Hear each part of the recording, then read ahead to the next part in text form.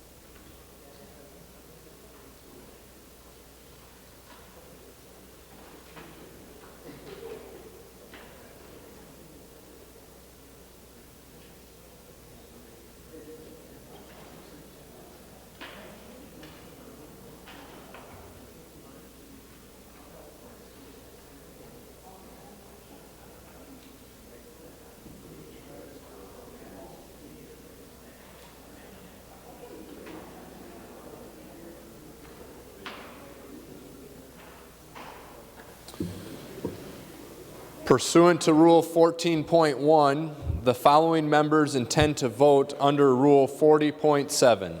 Senators Anderson B., Carlson, Clausen, Dames, Eaton, Frentz, Hall, Ingebrigtsen, Jensen, Johnson, Lane, Latz, Little, Matthews, Newman, Newton, Osmic, Pappas, Rarick, Ralph, Rest, Rude, Senjum, Sparks, Torsway, Torres Ray, Westrom, and Wickland.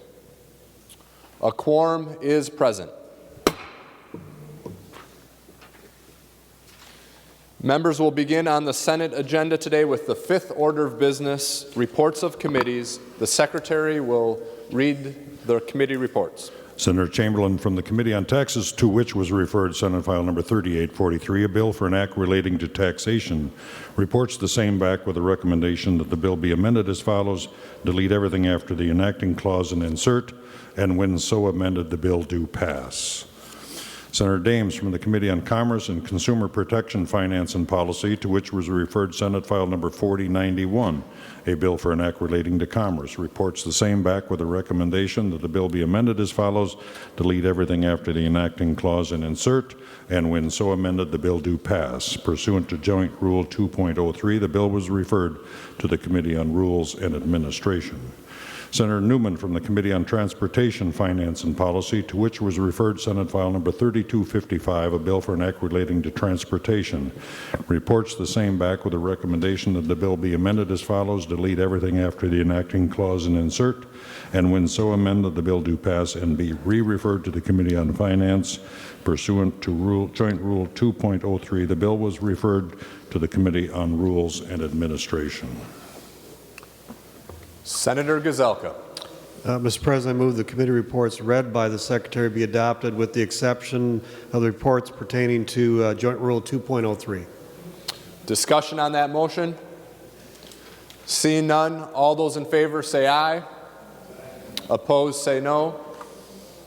We will take a brief pause to gather the votes of the members in the alternate locations.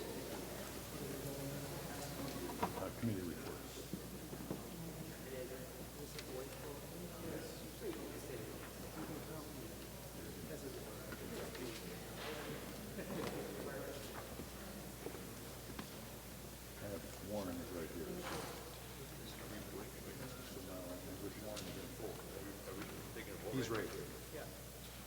Warren, Mike, I got Warren.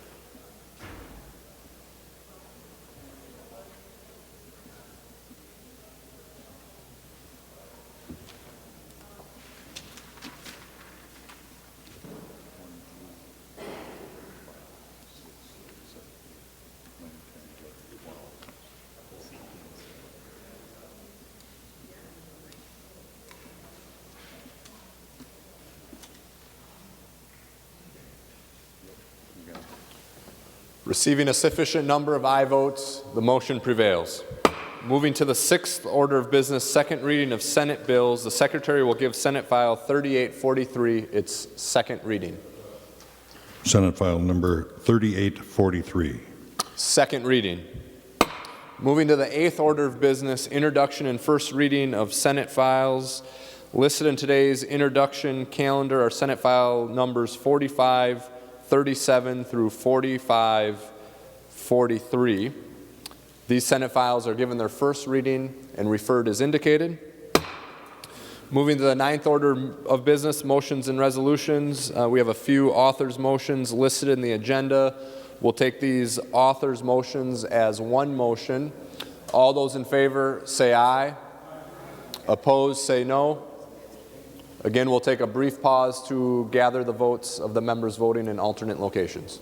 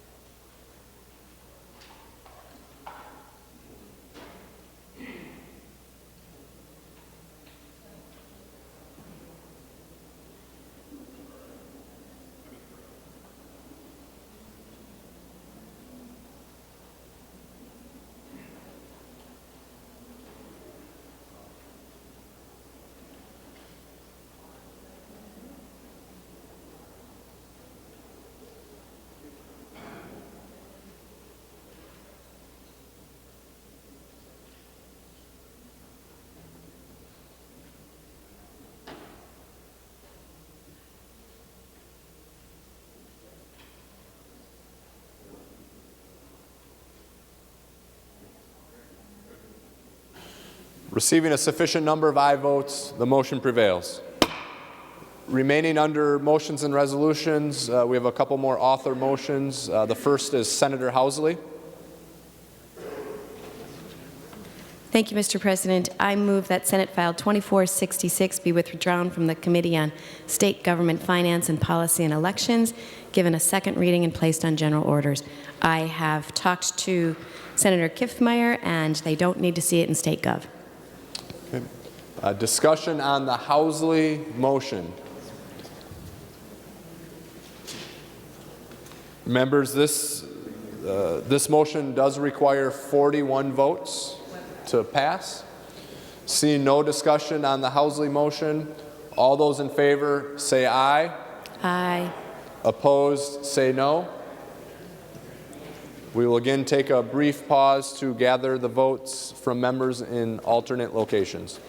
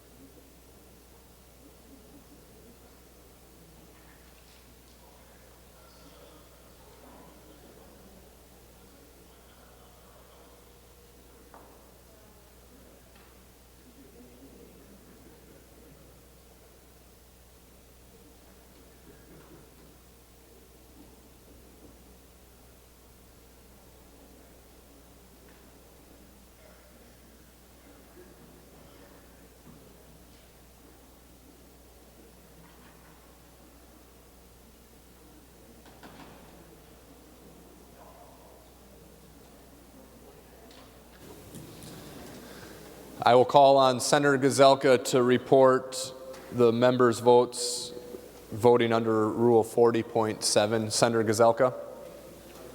And you can just tell me the members, all three of their names at one time. Ingebretson, Senjum, and Westrom vote yes. Receiving a sufficient number of aye votes, the motion prevails. Remaining under motions and resolutions, remaining under motions and resolutions, the Secretary will give Senate File number 2466 its second reading. Senate File, second reading, Second File number 2466. Second reading.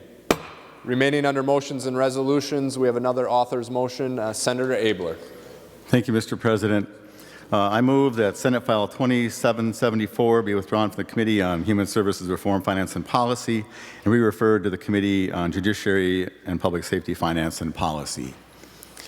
And this Senator is Abler, have you spoken to the committee chairs and then give a brief description of the bill? That's right, Mr. Chair, and we've been in discussion with the minority leads as well.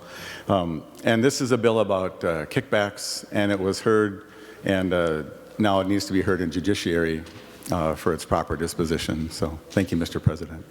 Discussion on the Abler motion. Again, members, this motion will require 41 positive votes to prevail. On the Abler motion, all those in favor say aye. Opposed, say no. We will take a brief pause to gather the votes of the members voting in alternate locations.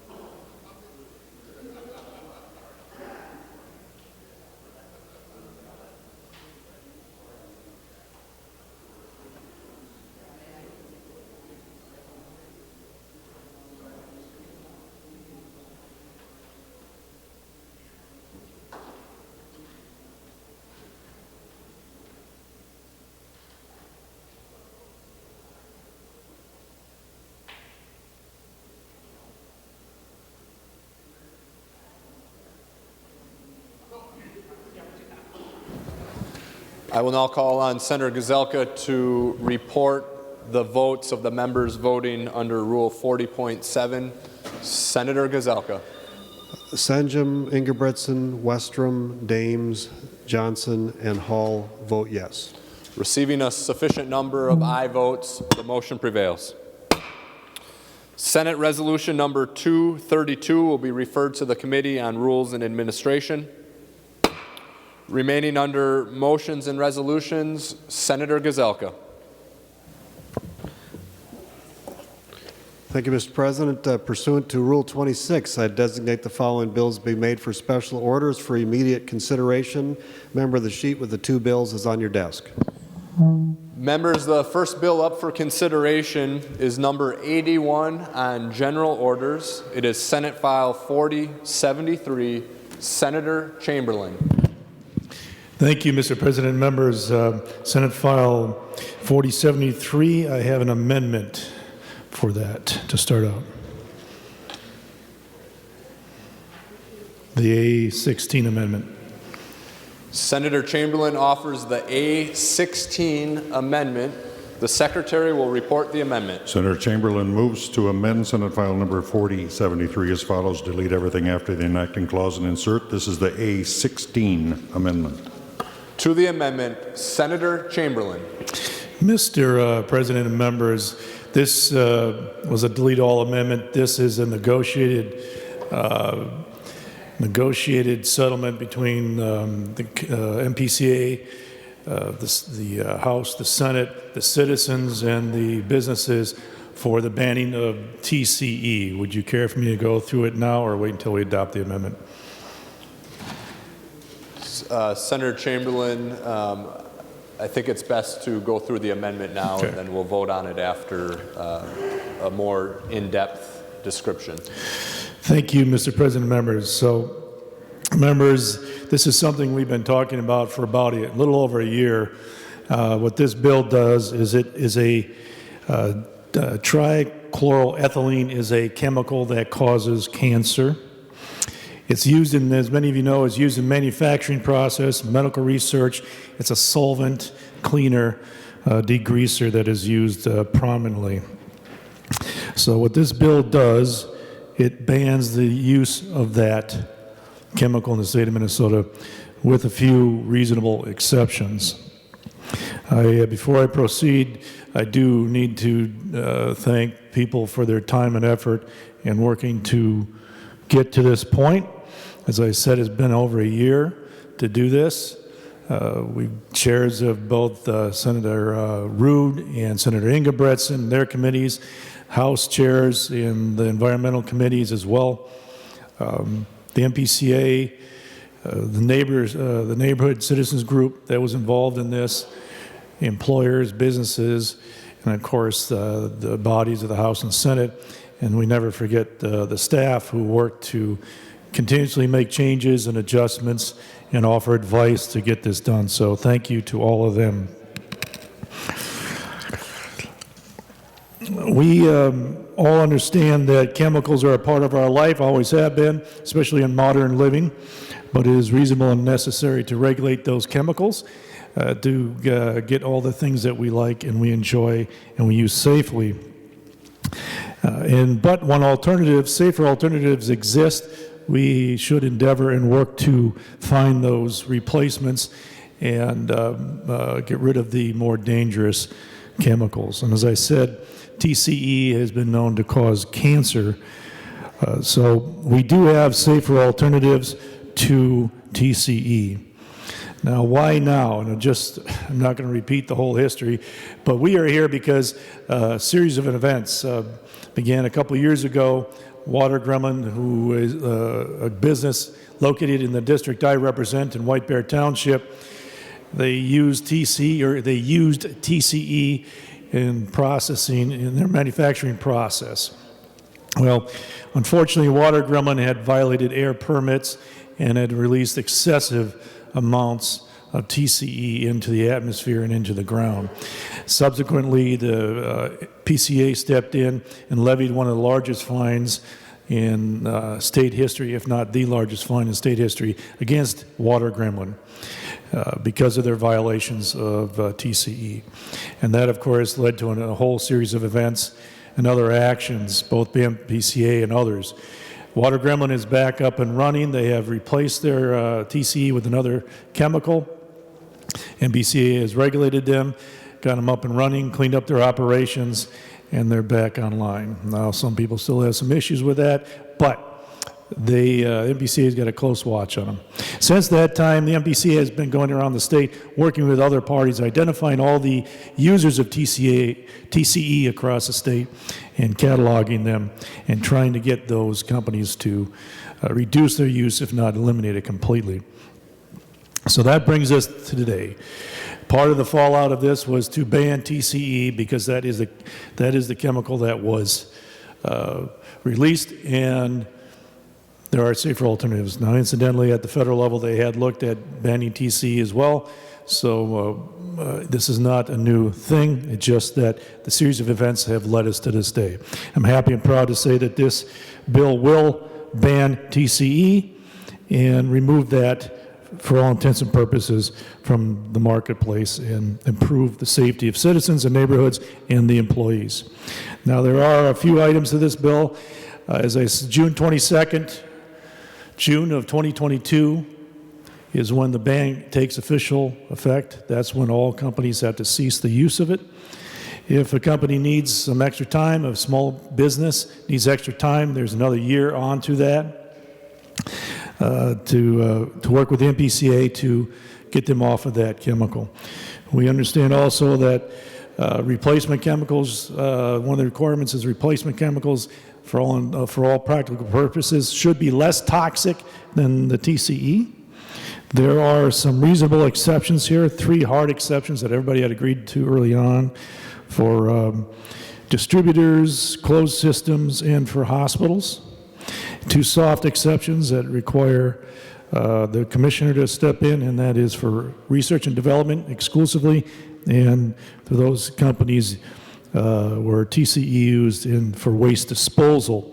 So 3 hard exceptions, 2 soft ones. And finally, there is some help for these businesses. Most of the businesses were using TCE legally and properly. They were good actors.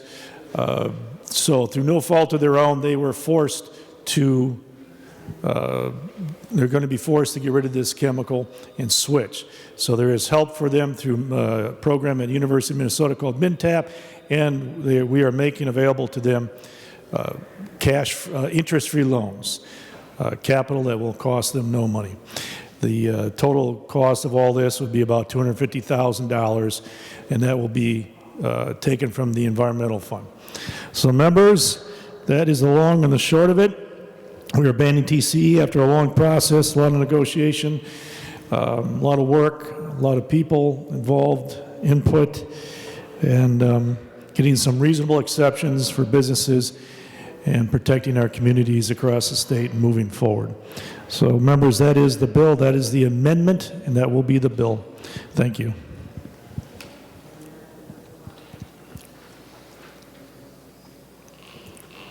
Mr. President, members, I ask for a green vote. Okay, members, just a reminder, we're on the A16 amendment. Discussion on the amendment. Senator Uyghur. Thank you, Mr. President. Members, finally, we have an agreement. We have busted gridlock on TCE. It's about time. Last year, we almost had an agreement, but in the final hours, it fell apart. Citizens in the White Bear area have been asking, why couldn't it get resolved? But I'm so pleased we have finally reached an agreement, which, by the way, was less than 20 hours ago.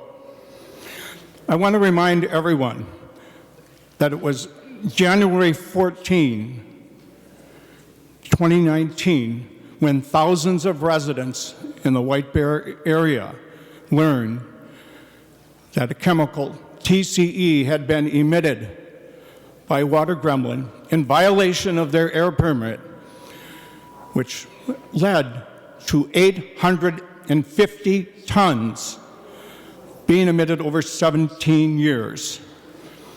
People that had died of cancer or are suffering cancer now or having other ailments were in horror as to what could have happened. Why did it happen?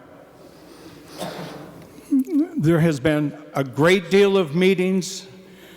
The citizens group, first and foremost, has been at the lead and deserves the credit for getting us to the finish line. But they have asked, please get the ban. It's been banned in White Bear.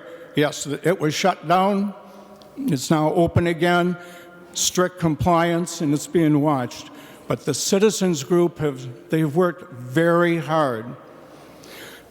I wasn't optimistic, actually, about 2 weeks ago as to whether this was going to make it, because the House had a version, which was the governor's version, actually, and I had the companion bill in the Senate. It did not get a hearing, I understand, and I told Senator Chamberlain, I'll go on your bill. I want those people to know I supported the governor's bill, but if it's not going to be heard, how can I work to try to get something that will make progress to the finish line? And this will do it.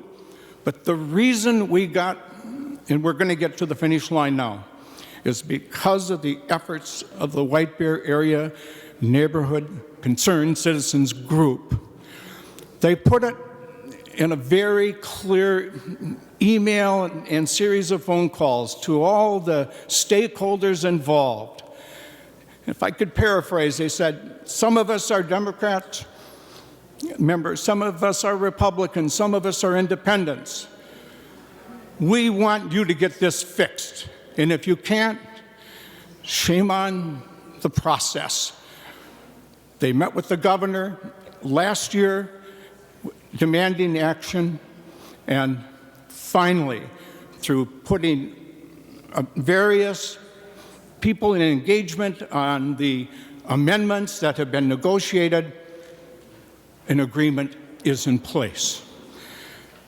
Recognizing their efforts, that's what got us here. And Minnesota, when this passes, will become the first state in the union to pass a TCE ban. I had that information verified this morning by Nels Paulson from Conservation Minnesota. We should all be very proud of that. Could there have been more done? Yes, but ultimately you reach a compromise.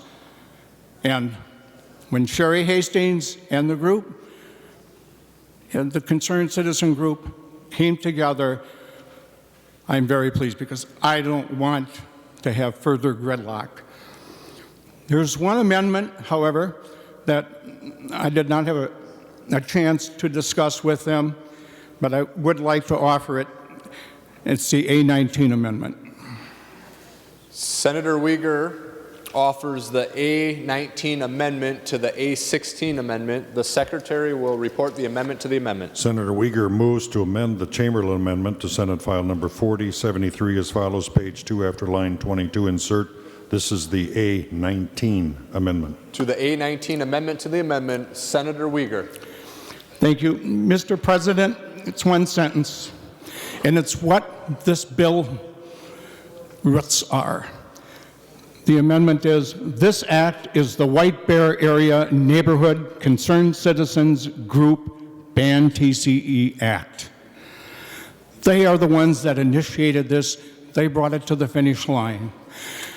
I want to acknowledge their president, Sherry Hastings, and other 3 board members, Sherry Smith, Kelly Tapkin, and Lee Teal.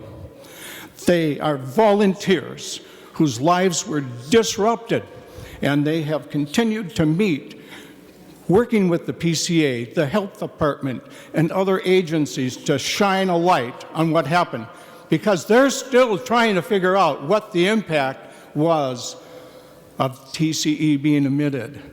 In fact, there's a meeting tomorrow morning, 7 a.m., virtually, but they continue to seek the truth. They've had the patience of Job, but the tenacity of a pit bull, the heart of a lion, the courage, and they remind me of Rosie the Riveter in terms of their work ethic. I say bravo to that group. You're an inspiration, and because of you, we're on the threshold of passing the first TCE ban in America. Thank you to all of you in the White Bear Group. Discussion on the A19 amendment to the amendment. Senator Chamberlain. Thank you, Mr. President. Thank members, and thank you, Senator Uyghur. You spoke to me about this. I find this very acceptable and welcome it, as Senator Uyghur put so well. The neighborhood group, I often refer to them as pit bulls. They were good, they're smart, they're savvy, they were concerned, and they worked hard at this. They would come to meetings with big, thick 3-ring binders. They had done their research, they had done their work, and all of them working on behalf of the betterment of their neighborhood, their community, their families, and helping out the rest of the state as well. So very welcome to the amendment, and also thank you to the neighborhood group as well. Thank you. Green vote. Members, we're on the A19 amendment to the A16 amendment. Is there any further discussion? Seeing none, all those in favor of the amendment to the amendment, say aye. Aye. Opposed, say no. We will take a brief pause to capture the votes of the members voting in alternate locations.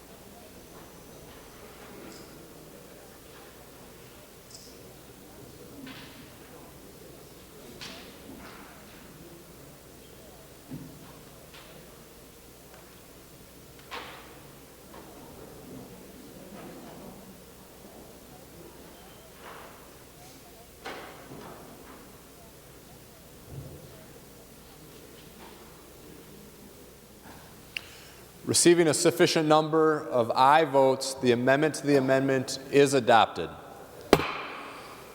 Members, we're now back on the A16 amendment as amended. Further discussion. Senator Marty. Thank you, Mr. President and members. I urge you to support the A16 amendment as well. It looks like it was March 16th this bill was in Finance Committee, and this bill is so totally different than that. This one finally does ban TCE. It doesn't have the taxpayers be paying companies to help them get past the exemption. This is a huge change, and I want to say that this reflects what I think is the concerns of the citizen group that Senator Uyghur has spoken about so much. I think it's very similar to what Representative Amy Wozniak and the PCA have been pushing for, what Senator Uyghur has been pushing for. This bill actually does what we were supposed to be trying to do, and so again, this is like night and day difference between the bill we had in Finance Committee, so I strongly urge your support for the A16 amendment. Members, any further discussion on the A16 amendment as amended? Seeing none, all those in favor of the A16 amendment as amended, say aye. Aye. Opposed, say no. We will take a brief pause to gather the votes of the members voting in alternate locations.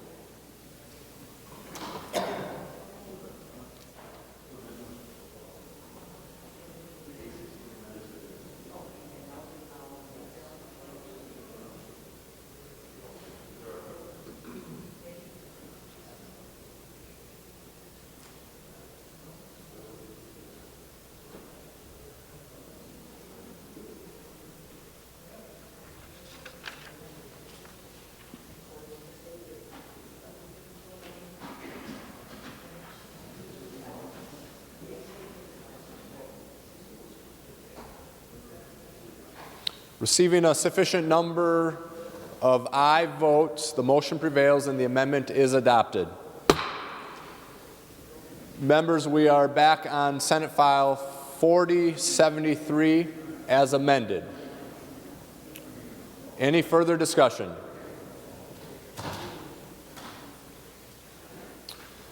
Seeing no further discussion, the Secretary will give Senate File 4073 its third reading.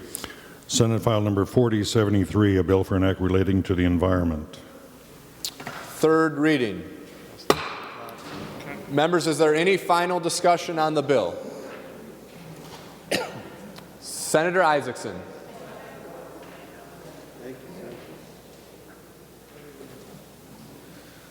Thank you, Mr. President. Just want to say a couple quick words. Chuck really kind of eloquently said it all, but I want to thank a couple other people. As my district is literally across the street from Water Gremlin and parts of my community were affected, the citizens absolutely made the difference in this situation, along with not only Senator Uyghur, but Representative Wozniak, and I hope that she gets a ton of credit for the hard work she put into this as well. I'm very excited for finally getting this passed. I think it's going to be good for our state. Thank you very much. Final discussion on the bill. Senator Dziedzic. Thank you, Mr. President. So I represent Northeast and Southeast Minneapolis, and we have had TCE vapor issues since probably the summer of 2012. So we have been dealing with this TCE issues, and so we sympathize what was going on in White Bear Lake and White Bear Lake Township. So I'd like to take this opportunity to thank everybody that worked on this bill. I think this is a huge step forward, and this is a victory for our state. So thank you to everybody, and I urge a green vote. Members, any final discussion on Senate File 4073? Senator Uyghur. Yes, Mr. President, briefly, I just want to close with one quote from Dr. Margaret Mead, because I believe it reflects the spirit of the White Bear Area Neighborhood Group. Never doubt that a small group of thoughtful, committed citizens can change the world. Indeed, it's the only thing that ever has. Thank you. Members, any final discussion on the bill before I go to the author of the bill? Senator Chamberlain. Thank you, Mr. President. Thank you, members, and thank you for the support. I guess we can't say much more. Very happy to have this done. Very happy to have agreement from everybody.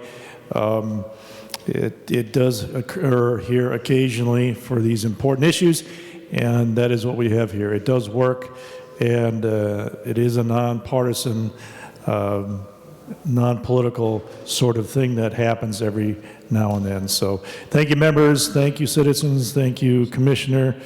Thank you, senators and the House for all the help and support. Thank you, and please vote green.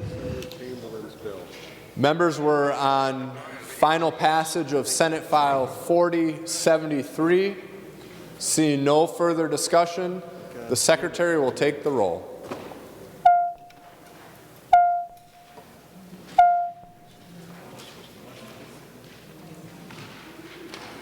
Good job.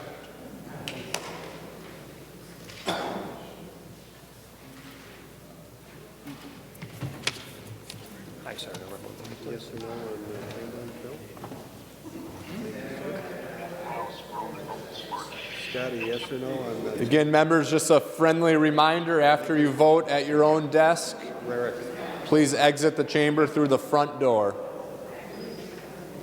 Now, I think the lumber plant up there, that's trouble. They have TCE, but yeah, but I think I saw that. Members in the retiring room, please come to the chamber and vote. Members in the retiring room.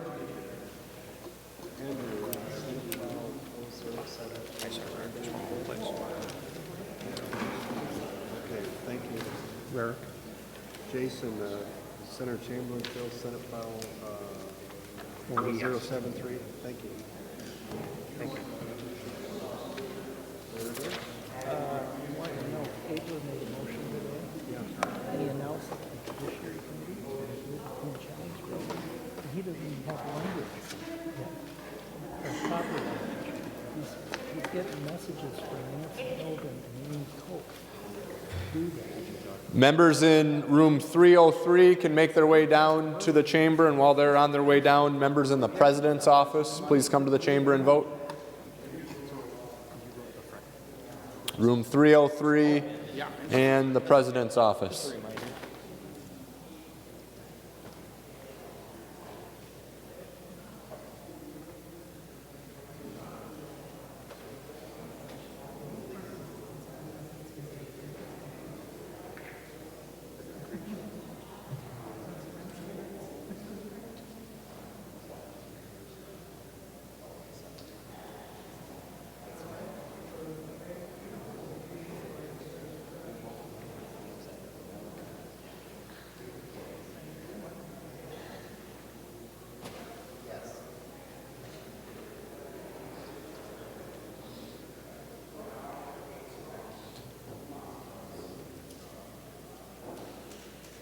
Members in room 323 can make their way down to the chamber to vote.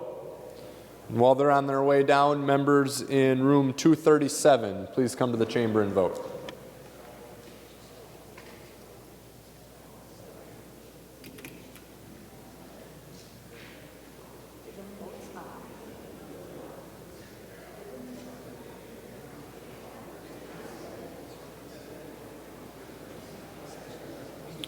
And members in room 206, please come to the chamber and vote. Room 206. Please vote at your desk and exit the chamber through the front door.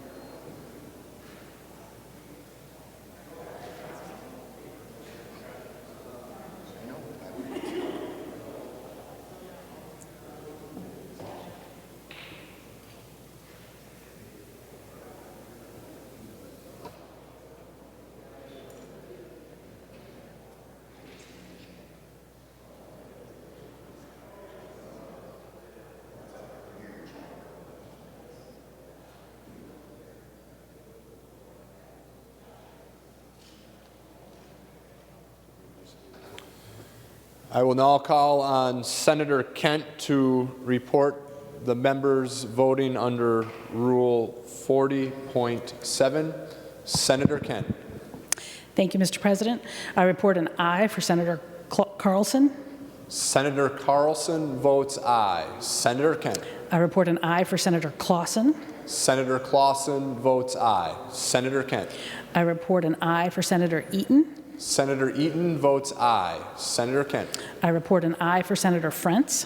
Senator Frentz votes aye. Senator Kent. I report an aye for Senator Klein. Senator Klein votes aye. Senator Kent. I report an aye for Senator Lane. Senator Lane votes aye. Senator Kent. I report an aye for Senator Latz. Senator Latz votes aye. Senator Kent. I report an aye for Senator Little. Senator Little votes aye. Senator Kent. I report an aye for Senator Newton. Senator Newton votes aye. Senator Kent. I report an aye for Senator Pappas. Senator Pappas votes aye. Senator Kent. I report an aye for Senator Rest. Senator Rest votes aye. Senator Kent. I report an aye for Senator Sparks. Senator Sparks votes aye. Senator Kent. I report an aye for Senator Torres Ray. Senator Torres Ray votes aye. Senator Kent. I report an aye for Senator Wickland. Senator Wickland votes aye.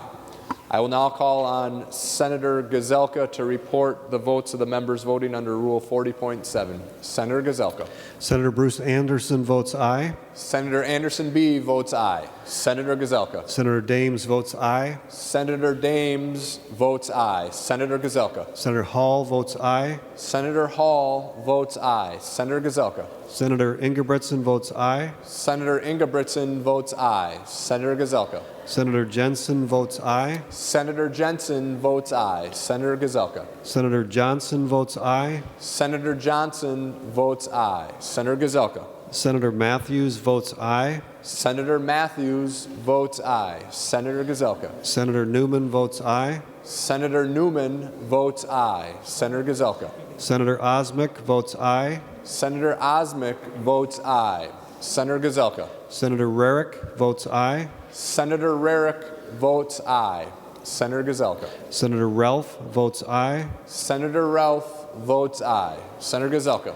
Senator Rude votes aye. Senator Rude votes aye. Senator Gazelka. Senator Senjum votes aye. Senator Senjum votes aye. Senator Gazelka.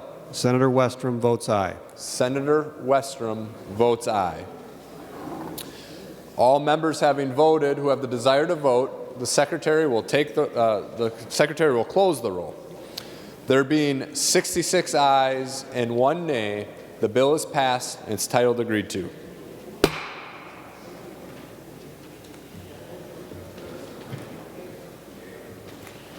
Members, the next bill up for consideration is number 58 on general orders.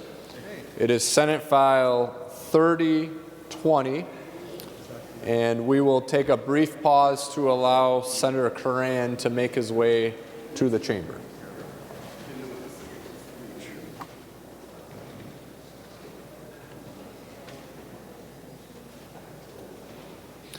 Senate File 3020, Senator Curran. Thank you, Mr. President. I'm proud to present Senate File 3020. It's a pretty simple bill.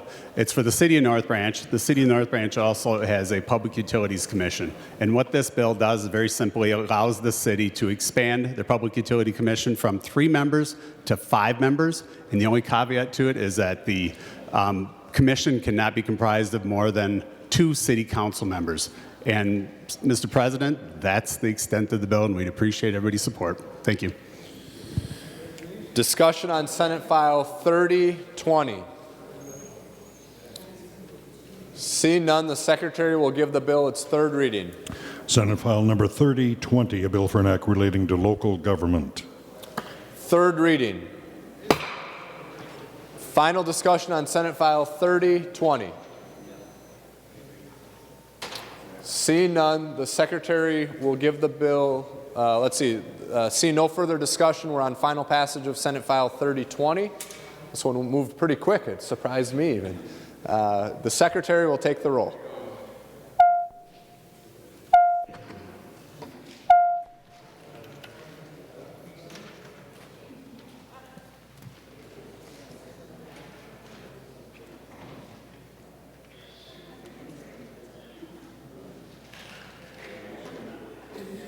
Members, just a reminder, please vote at your own desk and then exit the chamber through the front doors.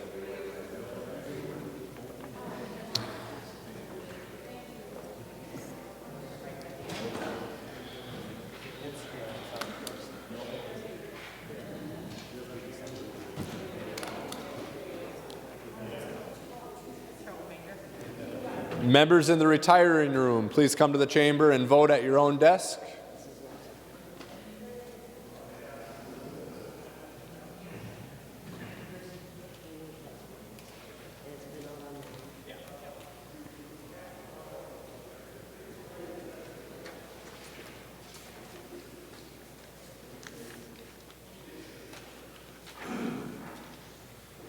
Members in room 303 can make their way down to the chamber, and while they're on their way down, members in the President's office, please come to the chamber and vote.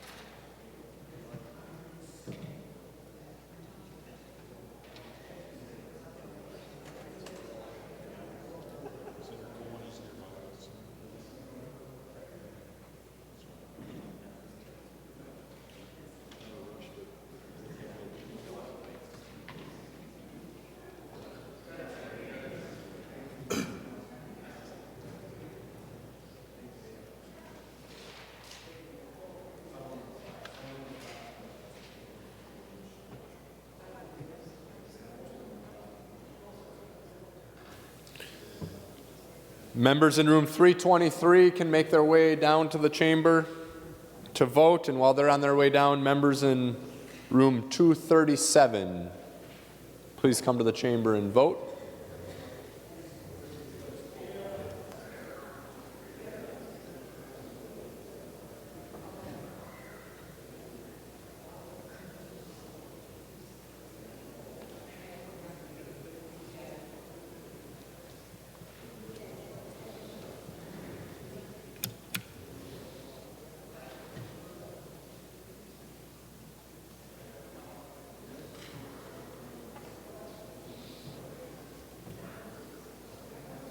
Members in room 206, please come to the chamber and vote at your own desk.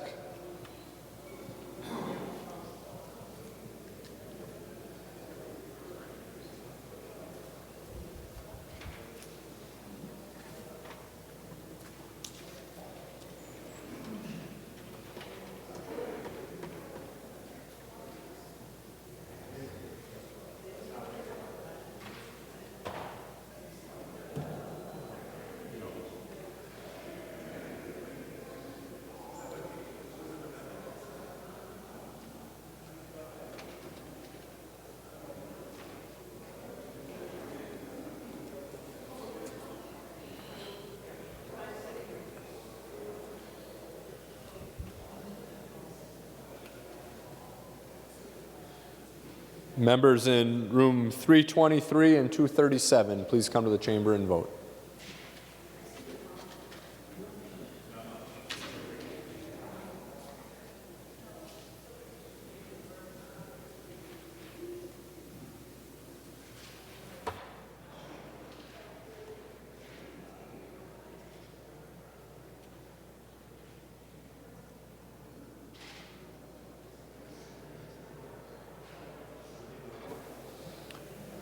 Members in 206, please come to the chamber and vote.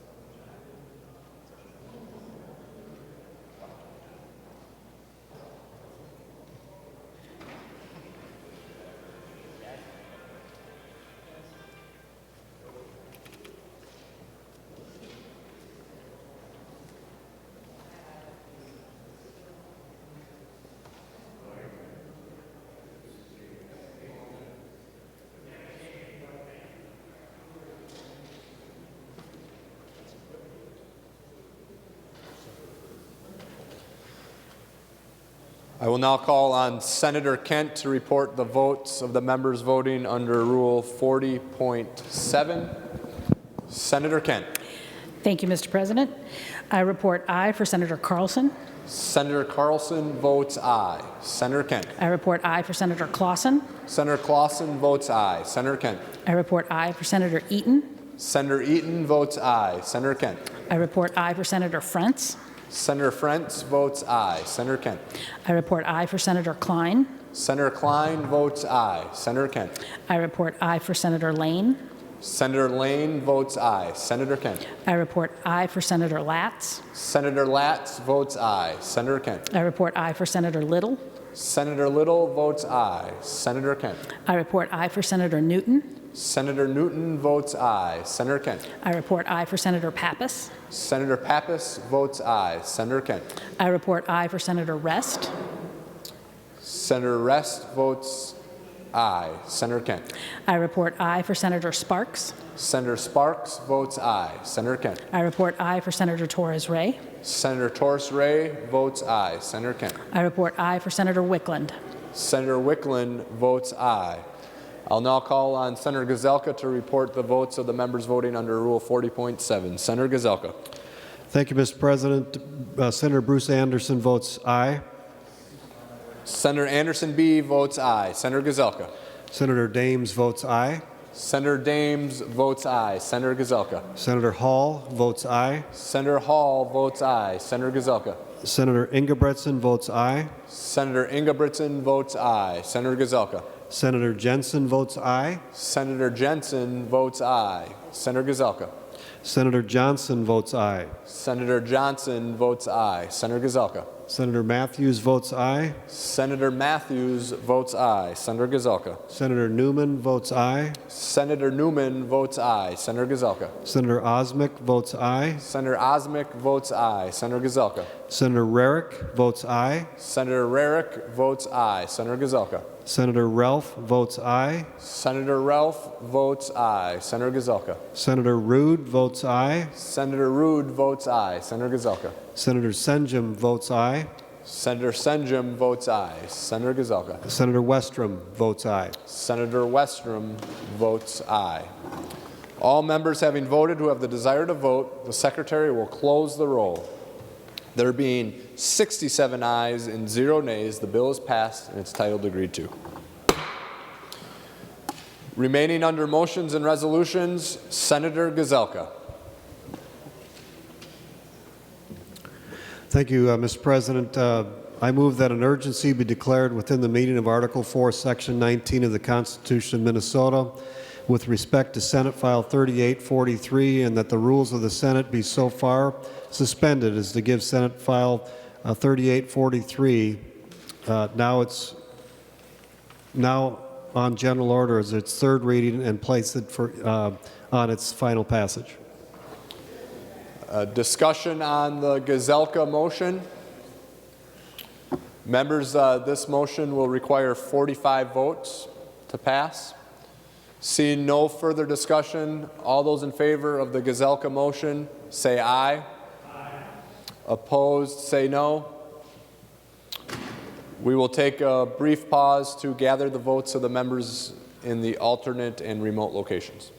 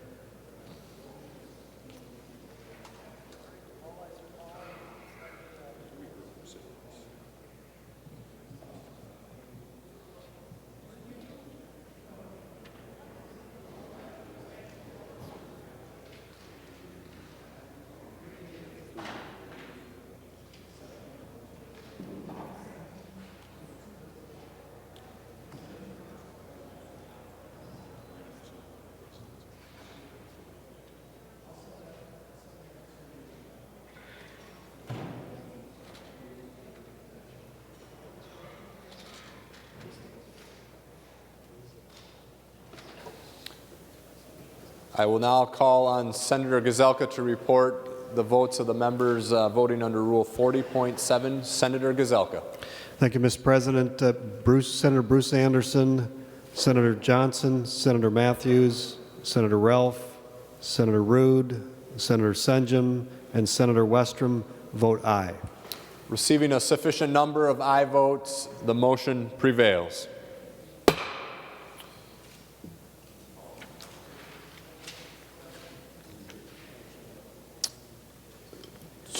Members, we have Senate File 3843 in front of us. Discussion on the bill. Senator Chamberlain. Thank you, members. Mr. President, so what we have here is what we like to refer to as the COVID-19 Economic Recovery Act.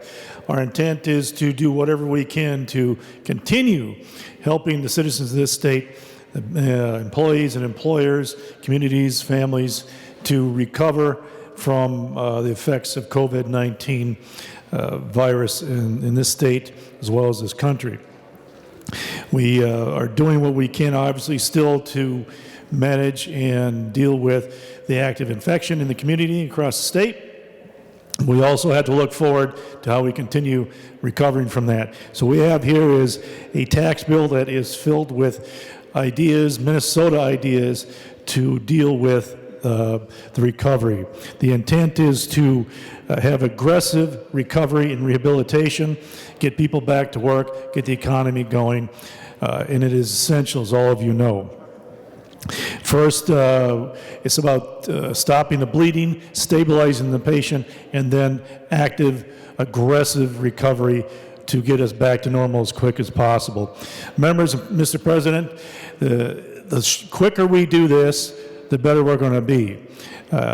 We have taken necessary steps in the state of Minnesota to address containing and controlling the disease and treating it.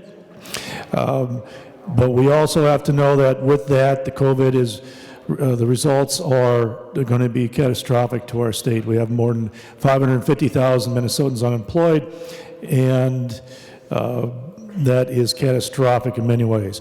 Our budget will take a big hit. Members, we all know that hardworking people and employers in this state provide the money we use to operate, to pay our salaries of those in this building, and as well as to build roads and bridges, to support our schools, and to support the needy and our those most at need, seniors and disabled across our state. Projections, we will get a new budget projection in early May, probably next week from MMB. Nobody really knows where that's going to be. It's going to be a hard number to find, but we could estimate a couple billion short next year to maybe, worst case scenario, up to 8 or 9 billion short, depending on how this goes. So the intent here is rapid as possible to help these employees and employers get back up to speed, so we will limit that pain, limit that suffering, limit that damage on the backside of this. So while we continue to deal with the effects of COVID-19 to people's health, making sure people are safe and recovering properly, we also have to do the same with this economy so that we can lessen the damage and move forward. So members, before I go any further, I do have a technical amendment, the 810 technical amendment. Senator Chamberlain offers the A10 amendment. The Secretary will report the amendment. Senator Chamberlain moves to amend Senate File Number 3843 as follows: page 10, lines 22 to 24, strike. This is the A10 amendment. To the amendment, Senator Chamberlain. Members, Mr. President, this is technical. It's simply changing dates and references and putting dollar amounts in, clarifying language throughout the bill. Discussion on the A10 amendment. Senator Dziedzic. Thank you, Mr. President. Would Senator Chamberlain yield for a question? Senator Chamberlain will yield. Senator Dziedzic. Thank you, Mr. President. Senator Chamberlain, I believe that we got this last night, and it appears to be purely technical. The Department of Revenue earlier had sent some suggestions to the bill to make it consistent with current statutes, and I believe several of those were included in this amendment. Is that correct? I believe Senator so. Chamberlain. Mr. President, Senator Dziedzic, I believe so. Further discussion. Senator Dziedzic. Thank you, Senator Chamberlain. Thank you, Mr. President, and I have no issue with this amendment. Further discussion on the A10 amendment. Seeing none, all those in favor say aye. Aye. Opposed, say no. We'll take a brief pause to capture the votes of the members in alternate locations.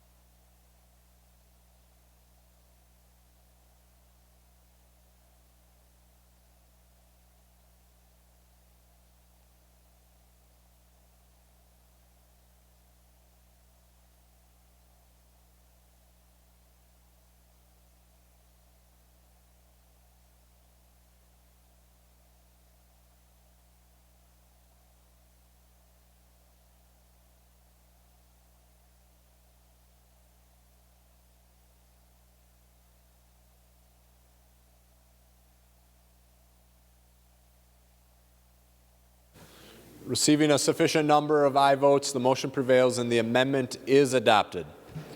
Members, we're back on Senate File 3843 as amended. Senator Chamberlain.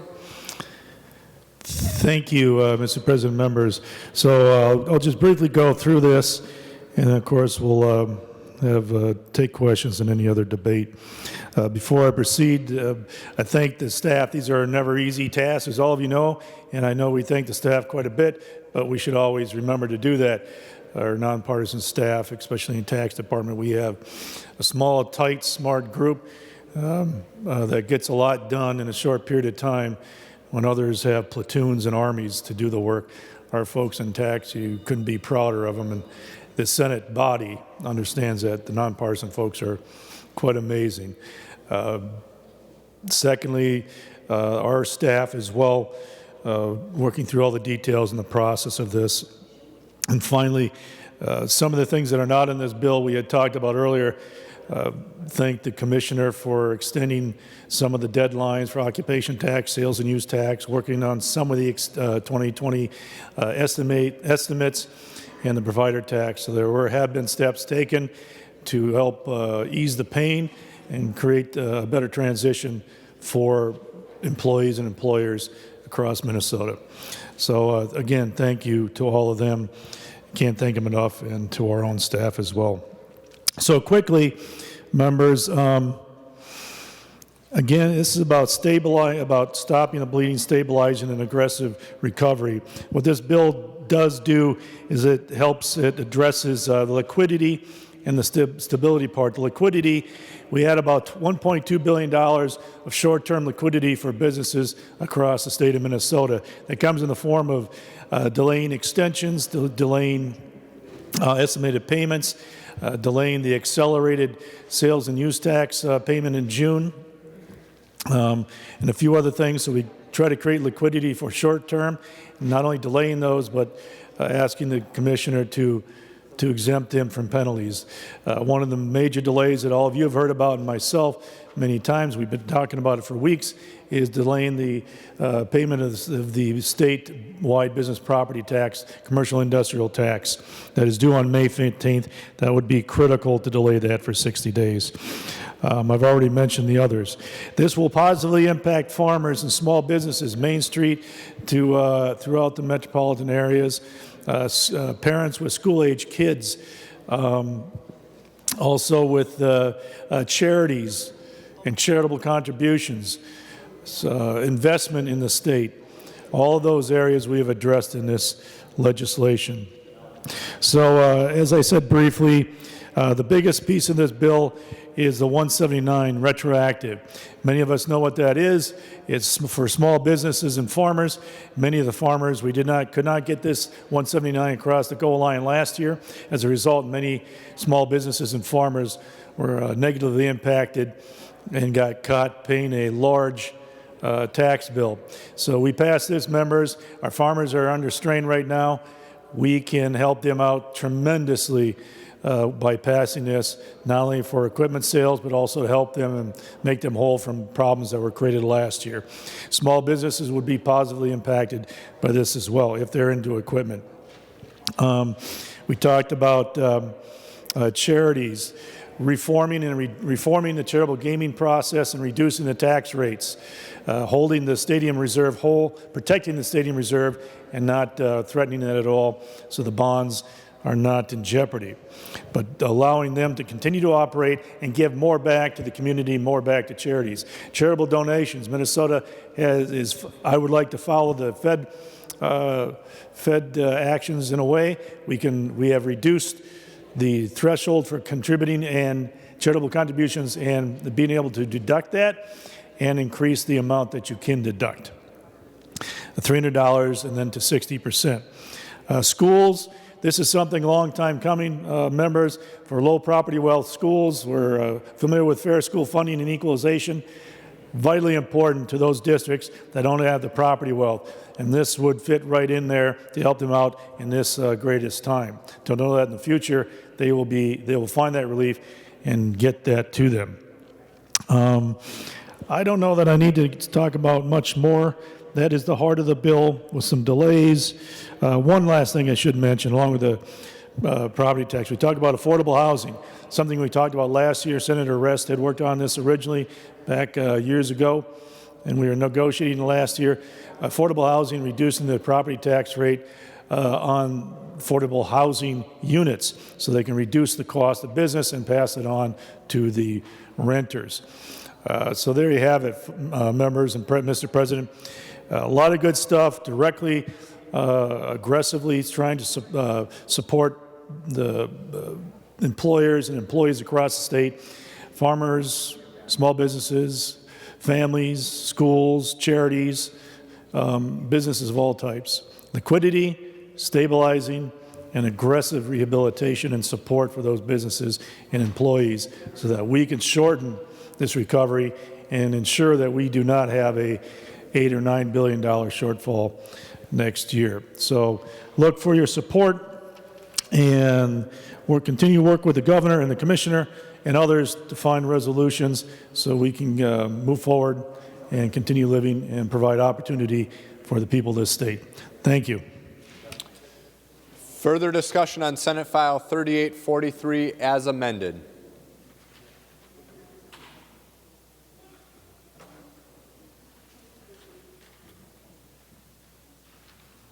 Senator Abler.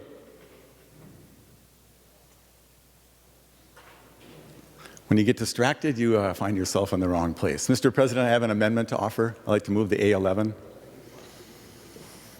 Senator Abler offers the A11 amendment. The Secretary will report the amendment. Senator Abler moves to amend Senate File number 3843 as follows. Page 9 after line 17 insert. This is the A11 amendment. To the amendment, Senator Abler. Thank you, Mr. President. And I don't know how this works when we ask someone to yield. Eventually I'm going to ask Senator Weber if he would yield for a question. And I don't even know if he's listening now. But let me just say about the amendment. So we've been talking a lot about the challenges due to the COVID on Minnesotans and families and their businesses. And a lot of discussion, a lot of concern. And I know the governor means very well, and he's very concerned about the health impacts. But there are going to be definitely family and business impacts that are considerable. And this amendment actually spends $300 million out of the COVID money and sets it to 3 different places. The first section sends $100 million, puts it aside for businesses who have failed, which have failed, up to $100,000 per business. This could cover 1,000 or more businesses, and Mr. President, I'm afraid we're going to have that many. And it's pretty amazing how quickly $100 million goes as you try to undo some of the harm. The number is going to be growing. Just in the recent news, Izzy's Ice Cream in St. Paul is closed. Ginger Hop in Northeast Minneapolis. Godfather's and Cabin Coffee in Albert Lee.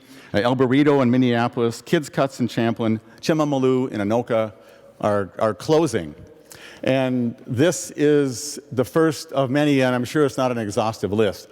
And so when a business closes due to COVID, they were not expecting this. This was, their life savings were in there. And so we are helping the recovery by this element. The second element has to do with counties as they face much increased costs and pressure. And so we've talked already, it's getting to be kind of widely discussed about the child abuse increases, the pressure on the despair and suicide and other services that need much more supports. The $100 million in this bill would be sent to the counties based on the county need formula. And I think it would be very, very helpful. And I think if you talk to your counties, you would find that they would find this to be very beneficial. The third part, which as I'm hoping Senator Weber could talk to, oh, here he is, has to do with the agriculture side. It allows $100 million to grants, and these are all run by management and budget, and based upon how they would pass this out. They have to go out this year to be eligible for COVID. And to help undo some of the great harm that is going forward.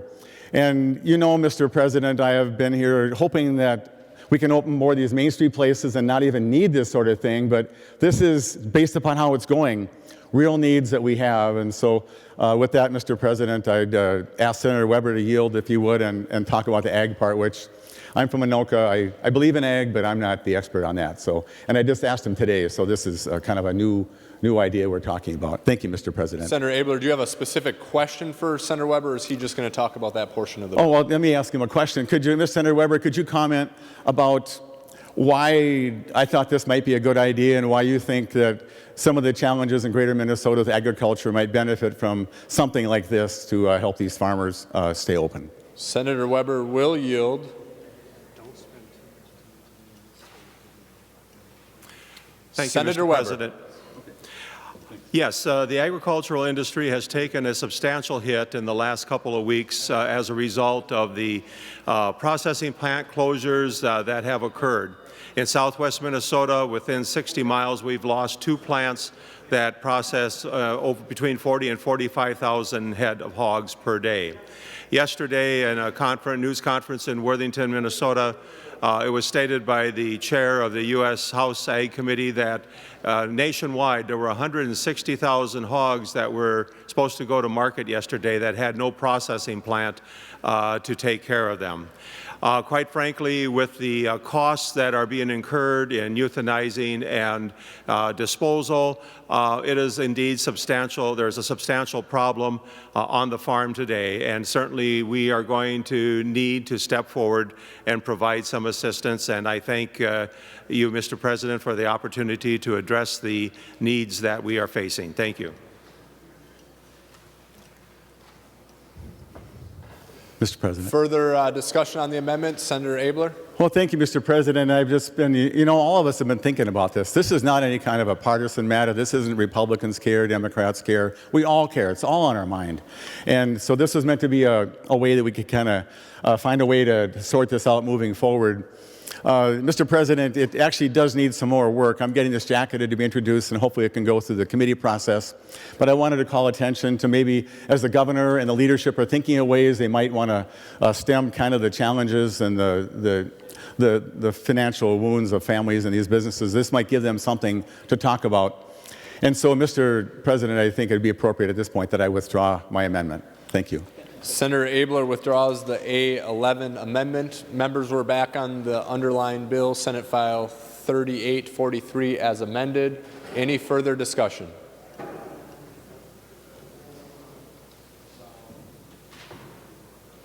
Seeing no further discussion, the Secretary will give Senate File 3843 its third reading. Senate File Number 3843, a bill for an act relating to taxation. Third reading. Final discussion on the bill. Senator Dziedzic. Thank you, Mr. President. Members, Minnesota Management and Budget will release an interim budget projection next Tuesday. That projection will include limited, updated estimates of expected revenues and expenditures for the current biennium. That projection will help us understand the new economic environment so we can make informed budget decisions going forward. This COVID pandemic has forced so many to change their daily lives. Even here at the legislature, we have changed. One day we're working on one set of bills, and then it feels like we're in a snow globe that someone shook. And all of a sudden, we have to do things differently. We have to think about how we do things differently. We are voting differently on a whole new set of bills. I think we have done a good job coming together to address the rapidly changing situation. We worked together. We compromised.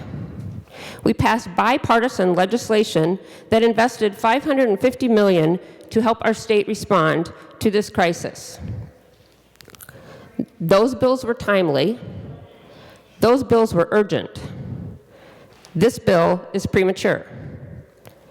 This bill is setting up promises that you may not be able to keep.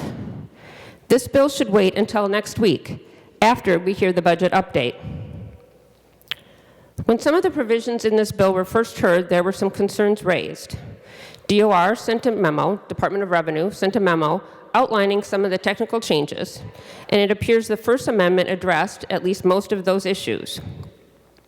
The Minnesota Inter-County Association, or MICA, testified that there could be some implementation complexities for counties if the statewide levy May due date is extended. A commercial property tax bill is a compilation of your county, your city, your school district, and your state taxes. It's just one number. It doesn't list out the portions separately.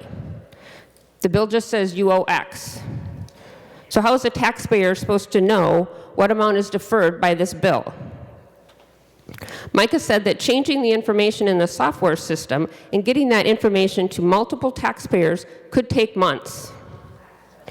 Those are just some of the issues that we could have continued to work on and if we waited to hear this bill until after the budget update. The tax code can help provide some relief for some taxpayers, but is not always the most efficient and direct way to provide that relief. This pandemic has caused so many challenges for so many, and it has put a spotlight on the disparities and inequities throughout our state. Our response needs to be efficient and strategic. We can use this opportunity to develop a strategy that eliminates the inequities and the disparities so that everyone can thrive in one Minnesota.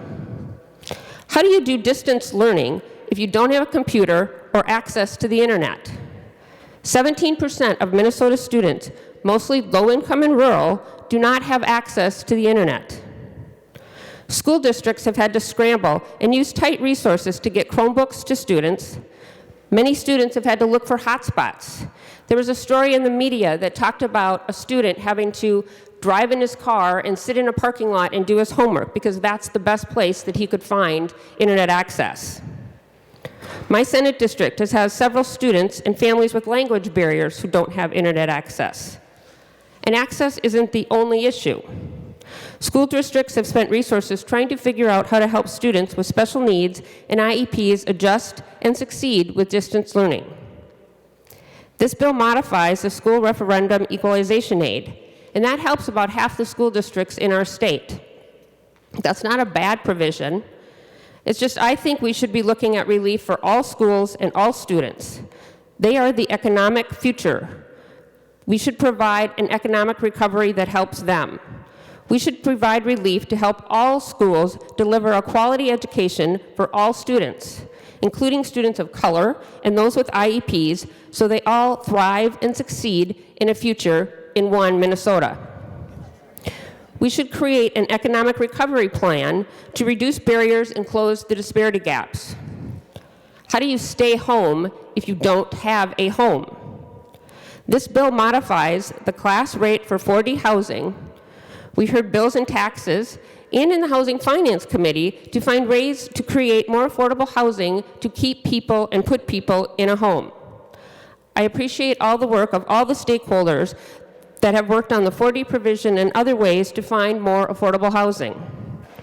We need to ensure that any relief helps keep rent low, maintains the properties, and creates a vital community. The 4D provision should have guardrails. I've been very clear about that when I have met with the stakeholders. It needs to have guardrails so that it creates a path to economic stability for those families, for those communities, and doesn't just line the pockets of bad landlords. I look forward to continuing working with those stakeholders to find workable guardrails. This bill does provide some relief for some taxpayers. But where's the mortgage relief or rent relief in this bill for the worker at the closed processing plant in Melrose? Or the worker at the closed JBS plant in Worthington? Where's the property tax relief for the caretaker at the closed long-term care facility in Wayzata? Where's the assistance for older adults, people with disabilities, people with different abilities? We should be helping our most vulnerable.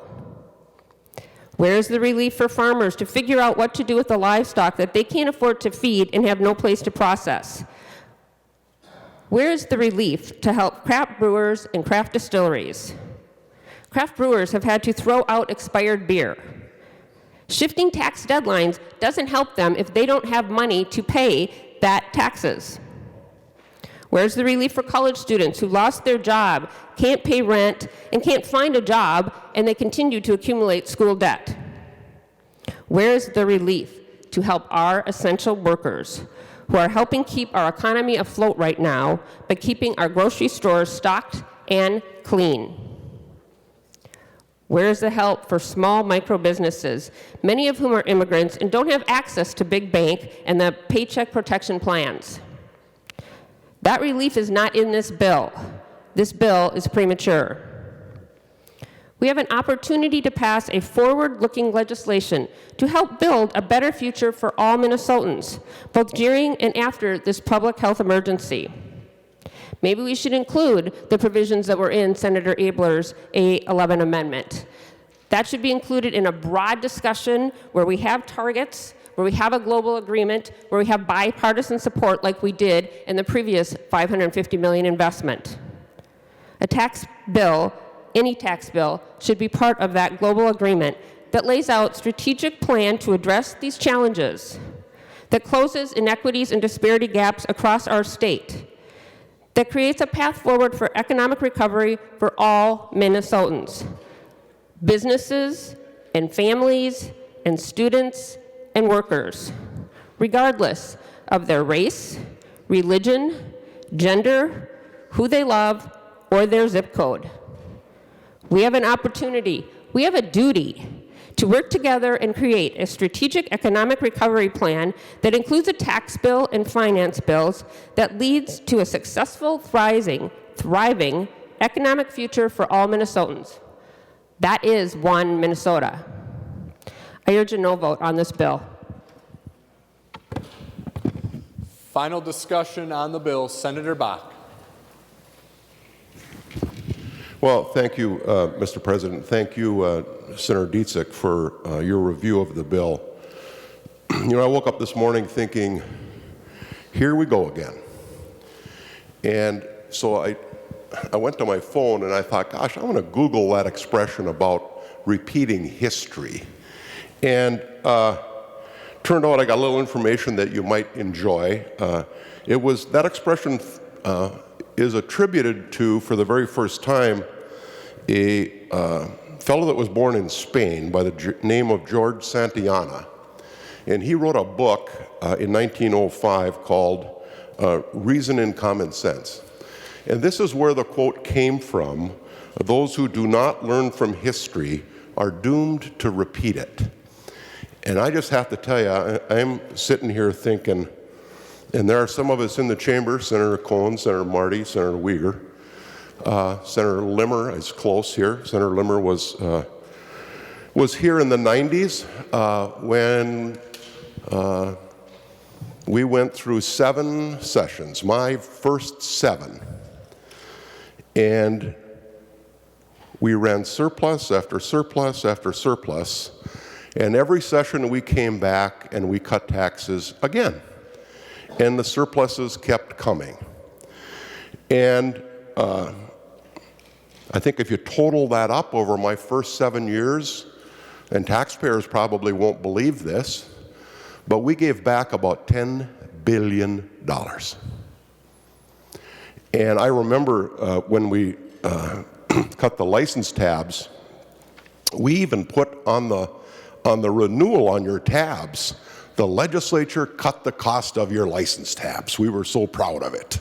And I remember when I went to my deputy register, she just about came over the counter and kissed me because everyone was so happy when they were coming in to renew their tabs, and they were significantly less. So much of what we did was very, very popular, but it wasn't sustainable.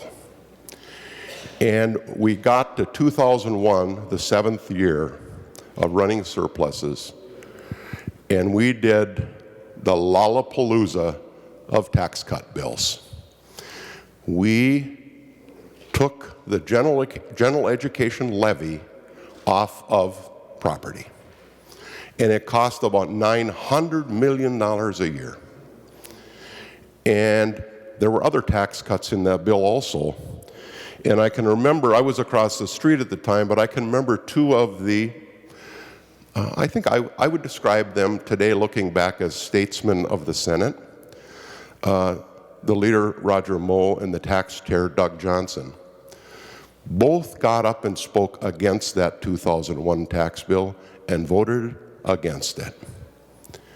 And sure enough, the pendulum had swung back. And in 2002, we were staring down the barrel of a deficit, and we didn't do anything. We made a decision, hey, let's leave it for the incoming governor to deal with. And so when Governor Plenty was elected and the budget forecast came out in November, he was facing more than a $4 billion deficit. And we created that. And Over those next 10 years, we struggled and struggled and struggled to keep the state's budget in balance. And we used every kind of accounting gimmick and every kind of shift that anybody had ever dreamt of around here. You know, members, we even at one point went and took away from our K-12 school districts their reserve funds. Their reserve funds in your school districts. We took them back.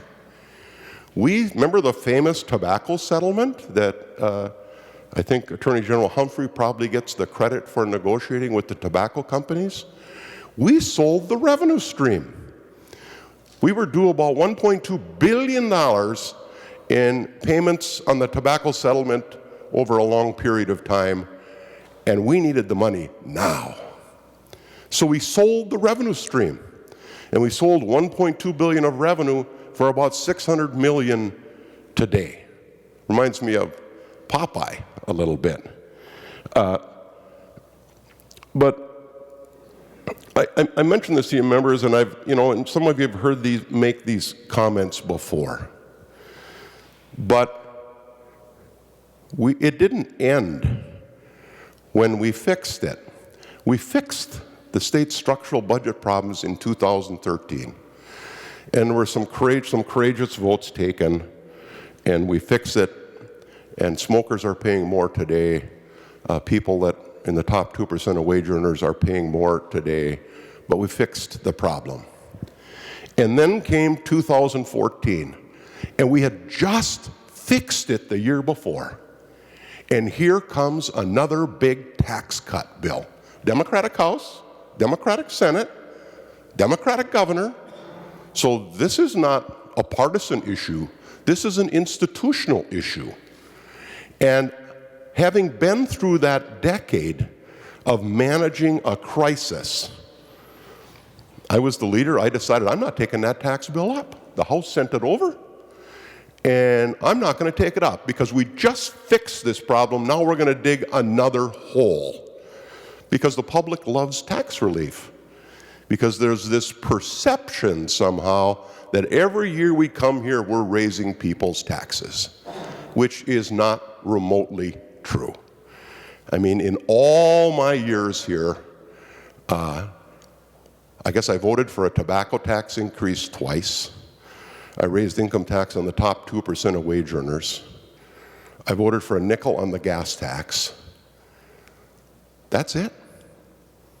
In all the years I've been here. But the public, I think, for whatever reason, has this perception that all we do are raise taxes, when the truth is, because our economy's growing, we're a state with a very strong economy, we're able to cut taxes almost every year. But you have to be careful, because when the economy slows down, the pendulum swings back. So what happened in 2014? Senator Skoye was the tax chair. Senator Cohen was chairing finance. The House sent it over. I sat on it. I didn't want to do it. And I sat on it about 3 weeks over here. Eventually, the governor, Dayton, had a press conference, kicked me all down the street for not picking up his tax cut bill that he had proposed. And in fact, it got to the point where it played out in a cartoon in the Star Tribune between the governor and I. It played out up on the range in the daily newspaper. I think the headline, about 2 inches high, was DFL Titans Collide. And in the end, Governor Dayton got his way, as governors most times do. But I mention that to you because there's something that the Senate put into that bill.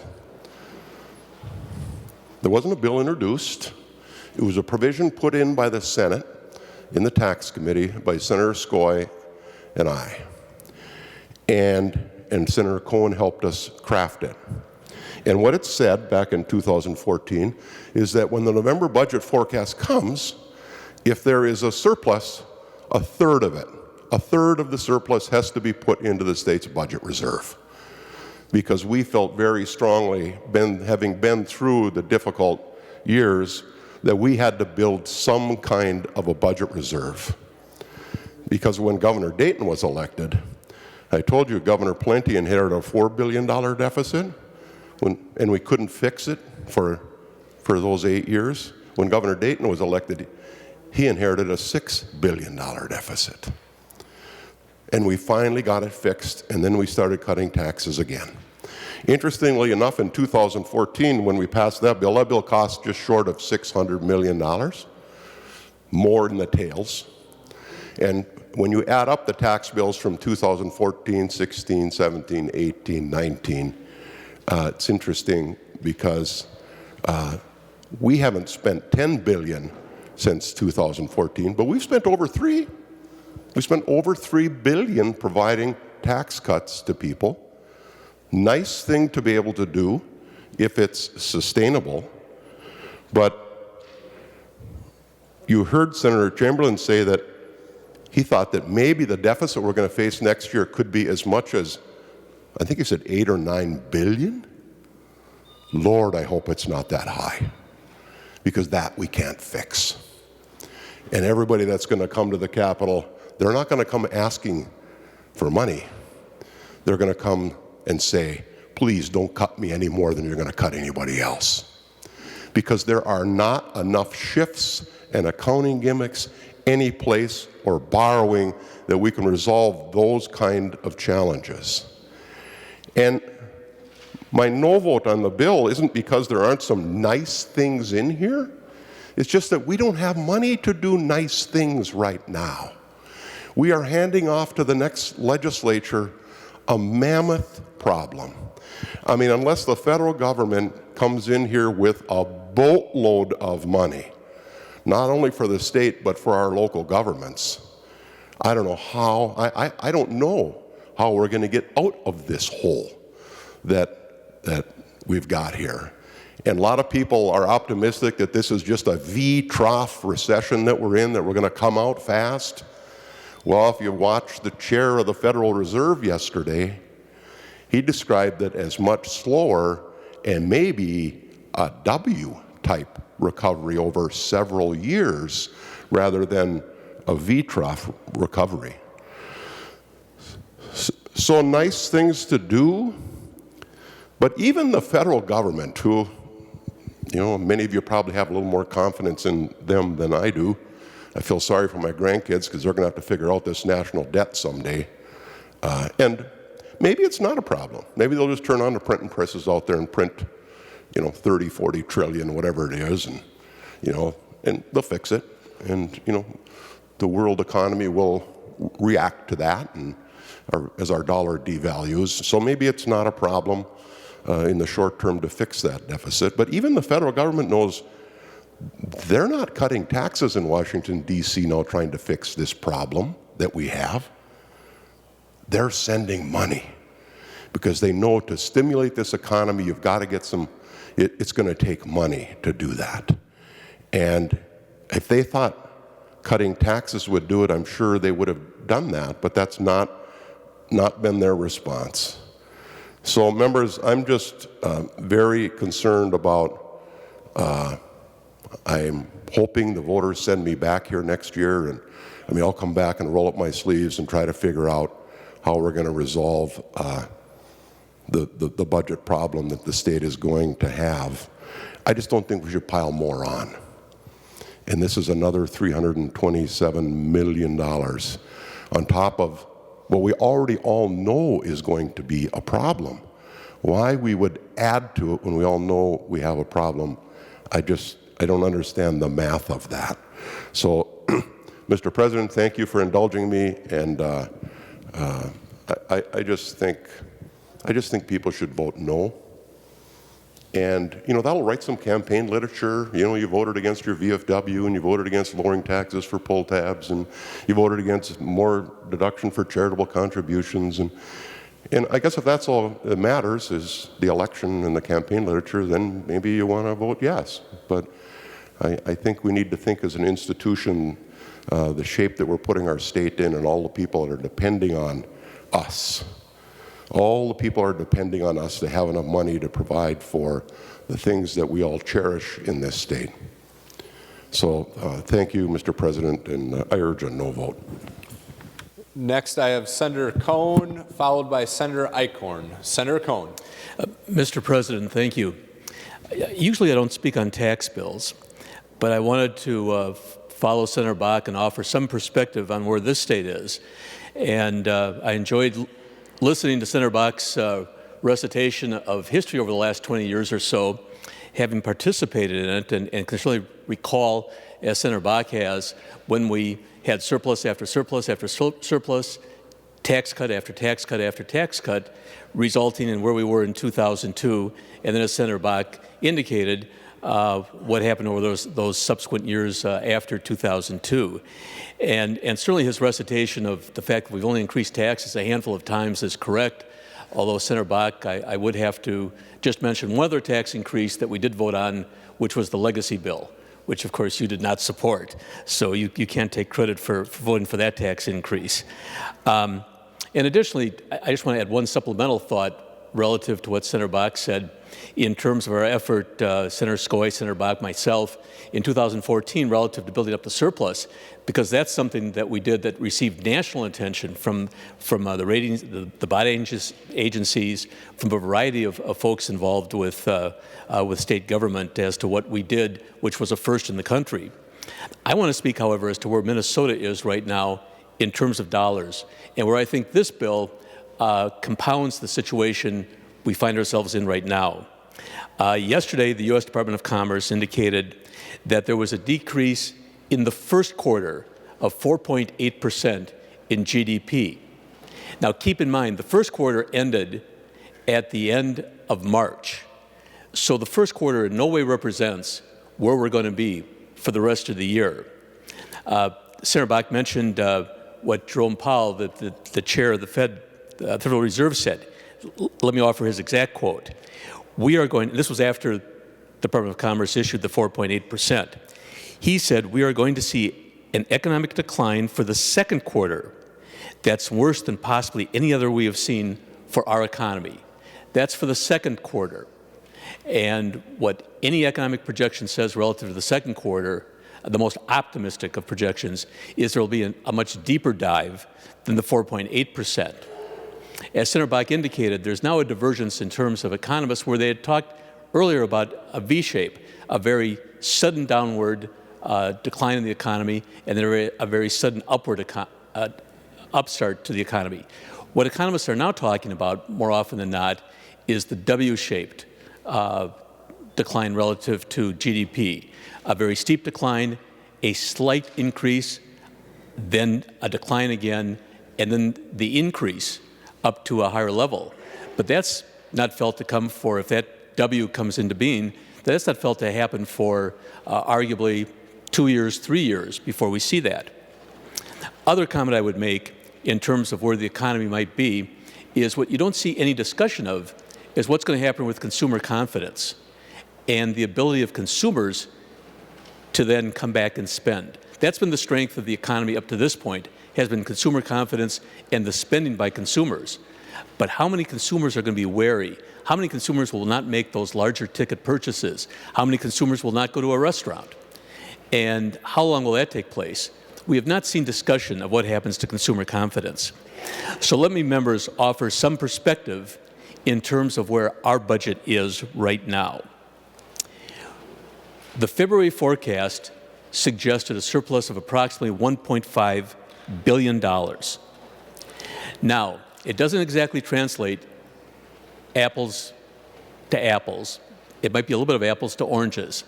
But let's take that decline of 4.8% and take a look at what it does to state revenues. Keep in mind that the February forecast projected for that surplus an increase of about 2.1% in GDP. So that means the decline is not, for our purposes, for the legislature's purposes, our decline is not 4.8. It's more like a 7% decline. That would represent a diminishment of approximately $1.7 billion in revenues. So keeping in mind that we have about we had about $1.5 billion surplus, that means we're in deficit as we speak, irrespective of any spending that this legislature has done. Also keep in mind that when we talk about what's going to happen with MMB and the state's economist, Dr. Klimakidis, over these next few days, is they've talked about a revised economic projection, not a revised budget forecast.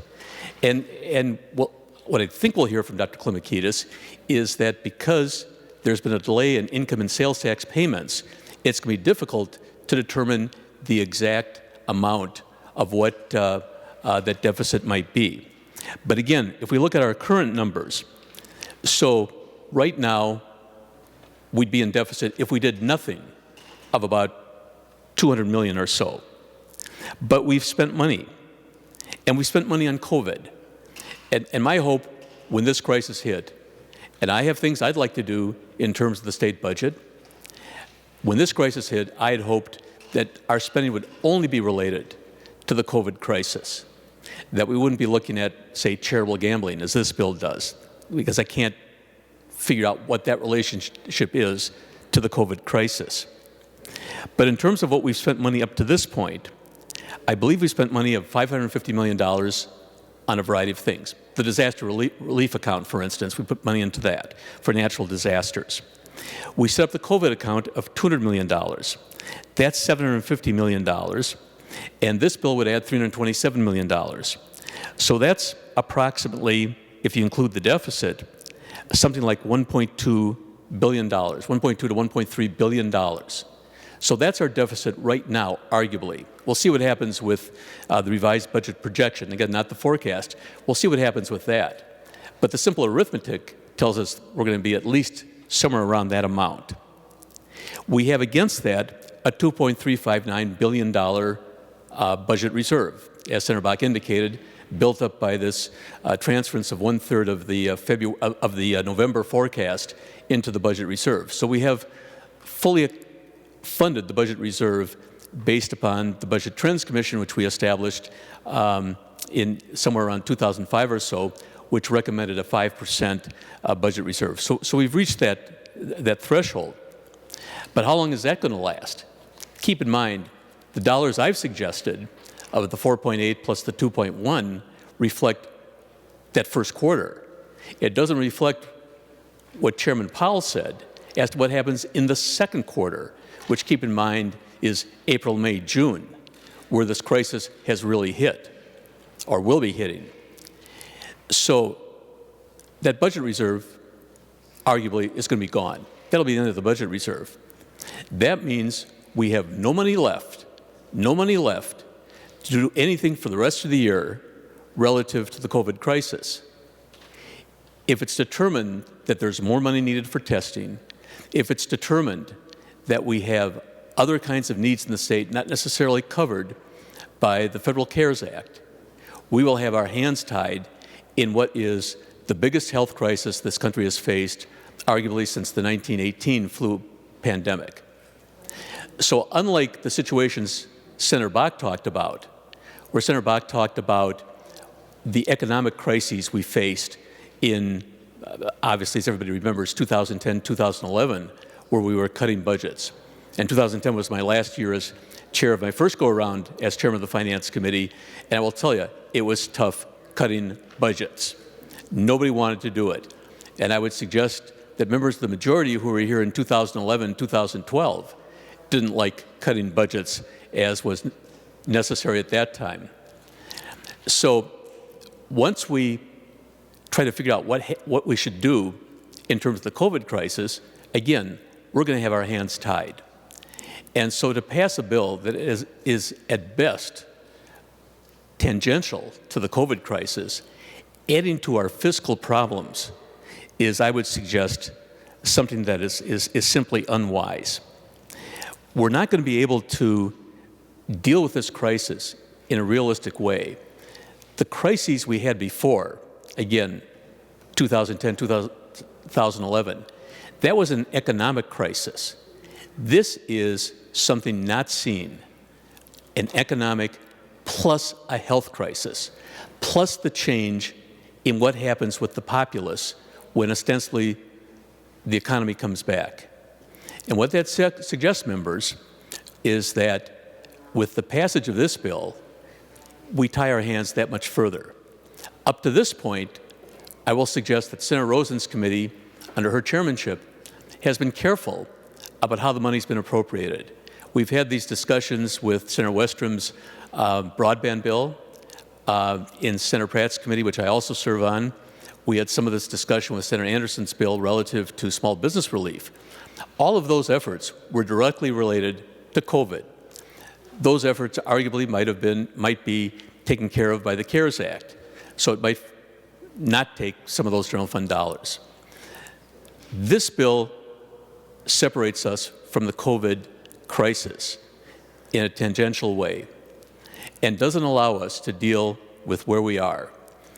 So members, I've gone through some of these dollars to suggest how grave this is and how significant it is, and the fact that with the passage of this bill, we tie at least one hand behind our back in trying to deal with a crisis the likes of which none of us have seen in our lifetime.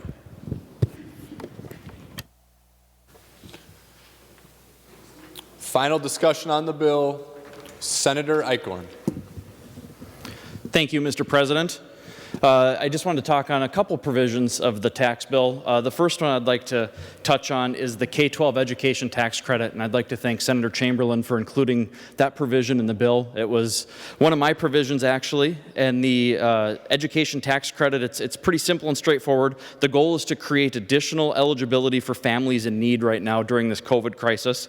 Currently, the credit covers approximately 75% of the cost of after-school and summer education enrichment activities like tutoring, purchase of rentals, music instruments, computer hardware and software.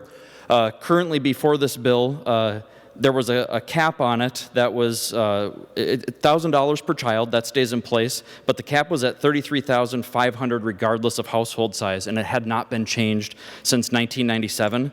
So what this provision would do is it would benchmark the household income limit and eligibility to free and reduced lunch. So this will open it up to a lot more families, and again, with what we're dealing with right now, these may provide additional opportunities for children in Minnesota that need to be able to and want to be able to get out, and for those families that are struggling because of our economy and other reasons to be able to continue to do that. So I just wanted to thank Senator Chamberlain for including that important provision in his bill. The other part I kind of wanted to touch on was the Section 179. I do appreciate that, and I'm going to go off track for about 30 seconds here and then get into the 179. But as we work to slow the spread of the COVID-19, restrictions put in place by government bureaucracy have created a new crisis, a public health crisis. And I realize we're not on health today, we're on something that's dealing with taxes. But I had a sad story today. An individual in my district committed suicide because of depression. Because of the stay-at-home order. He was stuck at home, was unable to get the mental health services and supports he needed. So I think we have another underlying crisis that isn't talked about enough and as much as the COVID crisis. We've got suicide, additional mental health, violence and abuse. There was actually a headline that I saw that was really disturbing and sad, especially as a father with 4 children. In that headline, I'll make sure I get it right, read stay-at-home, or another downside of the stay-at-home order, Child Sexual Abuse Hotline reports a 22% jump during the lockdown, and minors for the first time ever make up more than 50% of the calls. So obviously there are other crises going on that I think should rise to the level of the COVID-19 crisis. Those are certainly public health crises as well that we need to start talking about a little more and helping those people because of the crisis we're in. We're ending up in other public health crises as well. Anyway, back to the Section 179. Again, as we work to slow the spread of the restrictions or the COVID-19, the restrictions that were put in place have created an economic crisis for the heartbeat of northern Minnesota's economy. Inconsistent and confusing stay-at-home orders and decisions made behind closed doors by government officials have exacerbated the problem and threatened long-term survival of our timber, taconite, tourism, and small business industries in northern Minnesota. The economy of northern Minnesota is often described as a kind of a 3-legged stool, timber, taconite, and tourism, but I would say small business is certainly a part of that stool, and for the small businesses that can be open, they're helping hold that wobbly stool open, and a lot of them feel like they've been kicked and barely able to hold the rest of the stool up.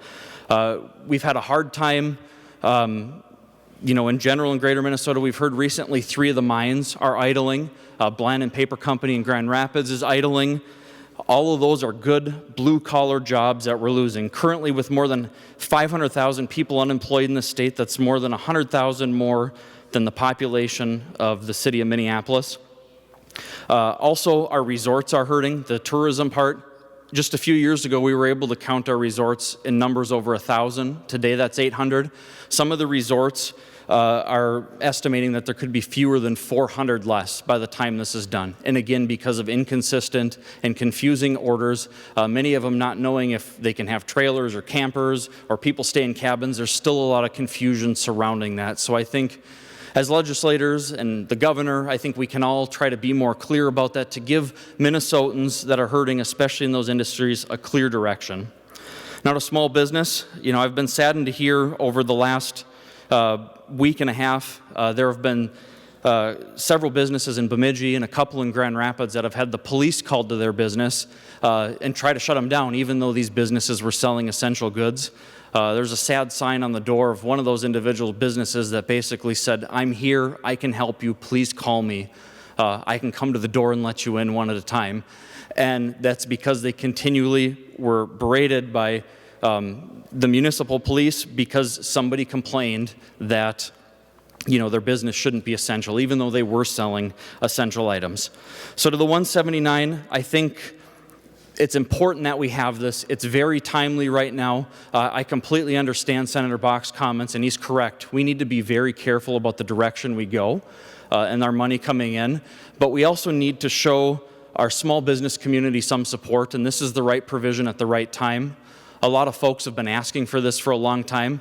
I certainly would have liked to see more in this tax bill. I think there's a lot of members in this chamber that would like to have seen the full repeal of income tax on Social Security. That's not in there, and a few other things. But it's the right proposal at the right time, and I thank Senator Chamberlain for taking a scalpel approach and the hard work that he put into this bill. Senator Bach is also right. We're going to have to look at what we're going into in our budget next year. I saw the governor of Wisconsin, Governor Evers, just announced a 5% cut across their state government, and we're probably going to end up seeing that, if not more. We don't know where we're going to be at when this situation is over, but we do know what we can control today, and that's helping our Minnesota businesses. On a bipartisan basis, we've already passed funding to help our Department of Health, our hospitals, our frontline workers, but not a lot for business yet. Now is the time to start helping our businesses so that they can get energized and help us energize our economy again. As we go forward, I think it's our blue-collar workers that are really going to help energize our economy. It's our miners, our loggers, our people that work at the power plant, the local paper plant, those blue-collar workers that are really going to help us get this economy going again. And in order to support them, we need to start opening Minnesota safely. And according to the governor's model, we can start opening safely. So I'm hoping that's something we hear today, that we start turning the dial up. I think we need to turn the dial up sooner than later. Greater Minnesota is asking for that and needs it. I'll just close by saying every Minnesotan is essential, and every worker in this state is essential. I would encourage a green vote on this today. It's a small step to help our small businesses in this state continue to get going again. Thank you, Senator Chamberlain and Mr. President. Next on my list, I have Senator Bach, and then that is all I have on the list before we go to the author. If anyone else has discussion, please, of Senator Bach and then Senator Nelson. Senator Bach. Mr. Chairman, I hadn't intended to rise again, but I find myself having a very rare opportunity to check the math of my friend and colleague, Senator Cohen. Because what Senator Cohen expressed to you is that we have a budget reserve of a little over $2 billion. Members, that's what it looks like, but that's not what we really have. The budget reserve last year, this time last year when we were here, bipartisanly, Democrats and Republicans, decided to spend more money than we had. We couldn't help ourselves. So in order to pay for it, in this next biennium, we're taking $491 million out of the budget reserve to backfill the spending that we did this time last year. So that's automatically coming out. That's in law. So that budget reserve of $2 billion is now down to 1.5 and some change. That's the real number. Now, what happens if the budget reserve is gone? By the time we're supposed to take the 491 out, members, I don't know. We're going to either have to figure out how we make cuts in the budget, or we're going to go through, and I really would like Governor Walz to listen to this. I hope he's listening, because the legislature might put him in a very difficult position. In 1982, when we had that deep recession, the legislature couldn't agree how to balance the budget, and Governor Perpich had to unallot previous appropriations, undo appropriations that the legislature had done. Same thing happened in 2003 under Governor Plenty. We all couldn't agree on what the cuts could make. We couldn't figure it out. And Governor Plenty had to make unallotments to previous appropriations that the legislature had made. And we may find ourselves in that spot again this time next year. I hope not. But caution to everybody that I don't think any of us want the governor to have to unilaterally make reductions in our appropriations. So just wanted to fact check. Senator Cohen, we just lost $500 million based on my math compared to yours. Next, I have Senator Nelson, followed by Senator Cohen. Senator Nelson. Thank you, Mr. President. I rise in support of the bill before us, the economic relief bill. There are so many things that are out of our control now. I'm sure we all feel that way. We can't control this coronavirus, but we try. And we have done things to try and keep Minnesotans safe. And yet, members, I just rise in strong support of this bill because of the things that we can do in this bill, the things that we should do. Minnesota government has shuttered many of our businesses, and they are struggling. They are struggling to stay open. I received phone calls just on my way up here today about these businesses that have been shuttered by government order, and now they're facing their property taxes. And those property taxes that are usually local, city, county, and school property taxes, there's another 28% added on top of those business property taxes. And it's not really a property tax, but that's what we call it, the statewide general levy. And we all know where it comes. It's not a local property tax that stays in your districts. No, it comes right up here to St. Paul, to the Capitol, and it's part of this, this general fund. I appreciate the fact that this bill is delaying those property tax payments. That is the minimum that we should do. Delaying those property tax payments. And we also see delays in the June sales tax payments. Those are things that everyone should support. Giving our businesses a chance to recover, to get back into business, commerce, employment, and meeting their obligations and the things that we strive for. Those are critical pieces in this tax bill. And then there is the Section 179 full conformity. We've been talking about this, well, at least since I got in the Senate in 2011. This is an important provision if we are going to make the most of an economic recovery, which we know is coming. We just want it to come faster. And we want to keep Minnesotans safe and see this economic recovery. One of the best things we can do is that Section 179 full conformity. That helps our businesses expand. That helps our businesses with those large purchases that allow them to stay in business. The Section 179 is great for our farmers, our ag community, so that they can get the full 179 tax treatment in conformity with the feds. This is essential. These are good pieces. They're things that we can and should do now. We're going to continue to have uncertainties, but we should do those things that can help the economy recover. This bill does that, and I encourage a green vote. Final discussion on the bill. I have Senator Cohn, followed by Senator Chamberlain. Senator Cohn. Mr. President, this is just very quick. Thank you.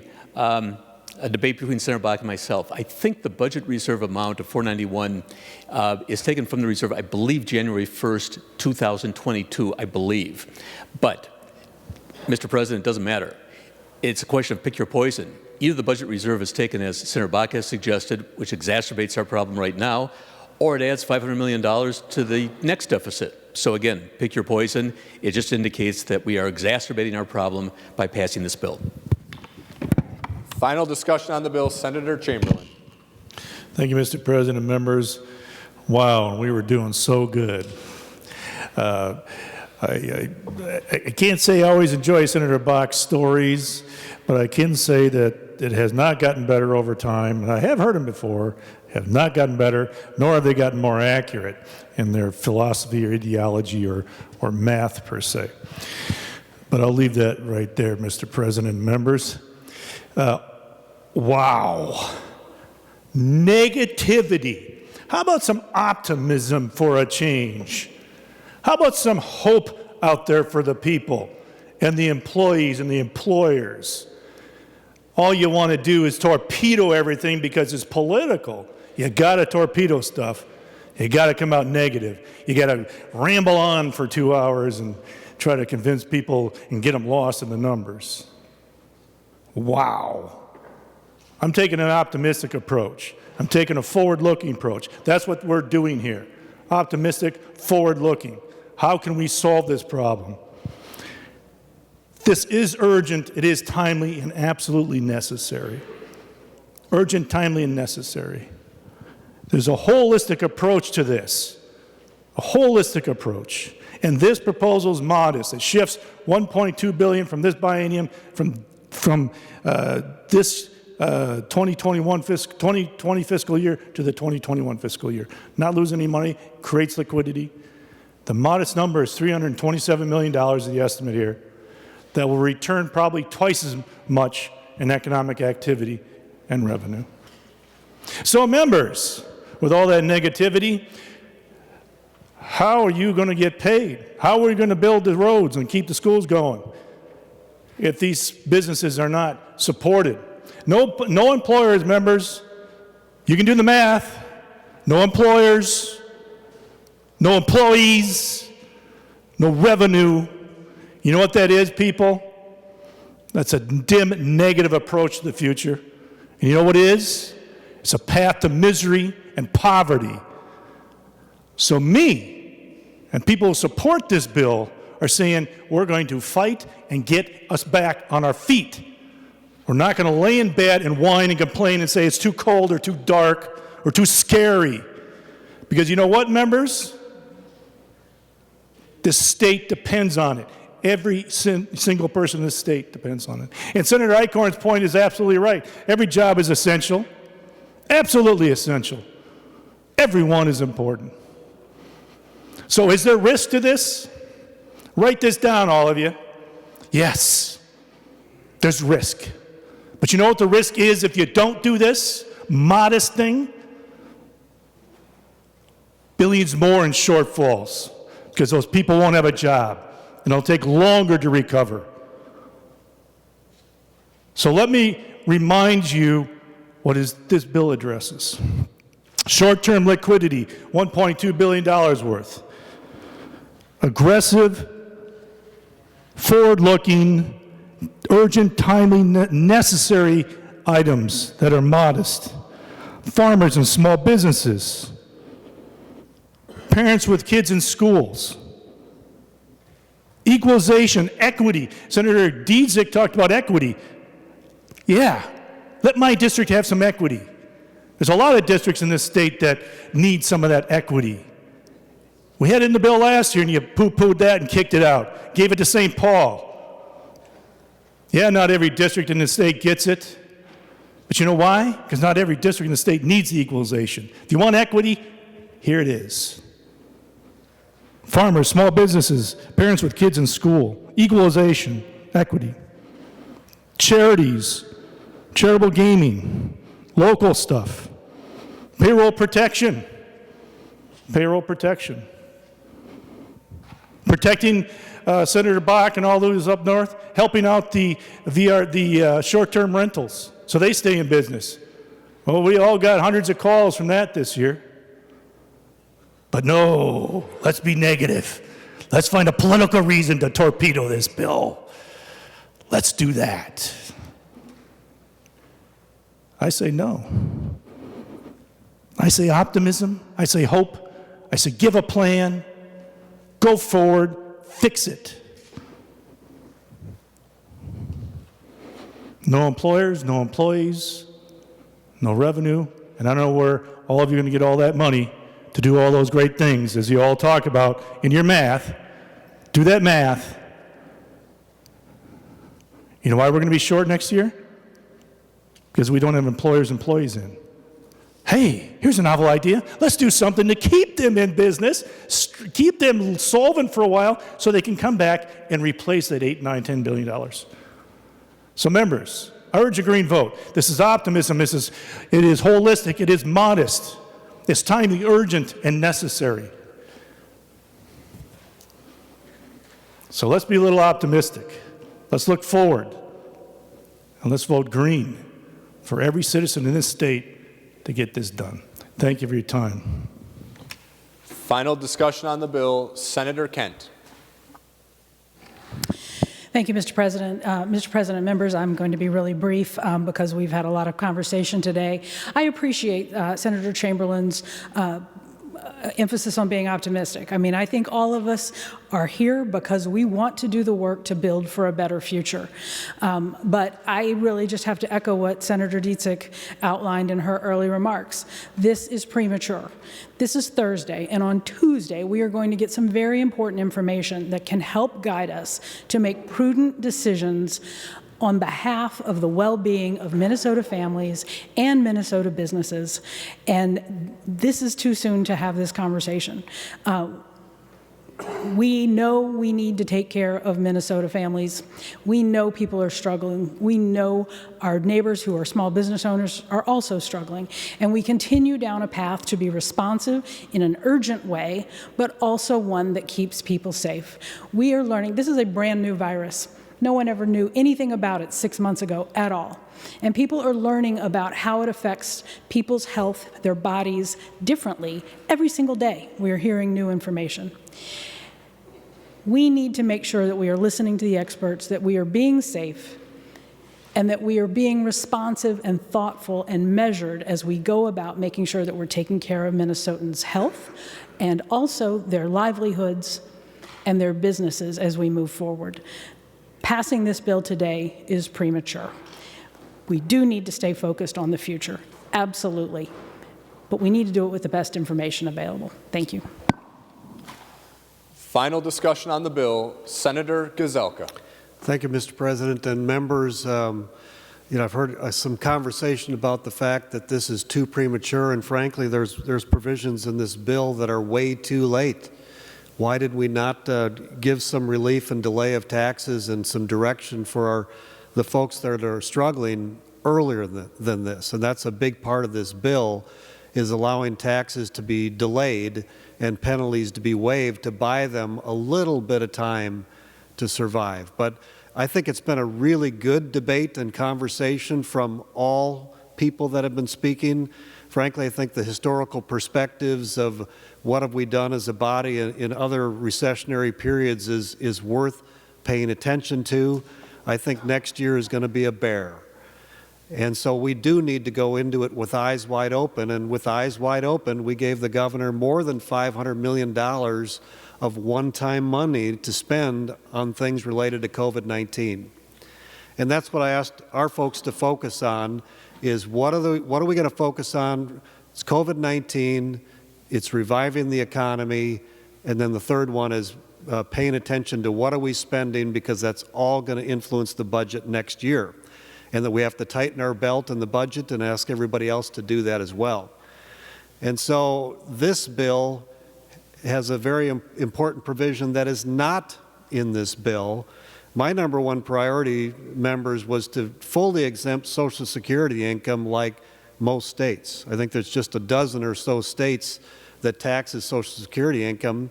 And the last two budgets or tax cycles, we did take a piece of Social Security income and exempt it. But I thought maybe this would be the year that we would get all of that done.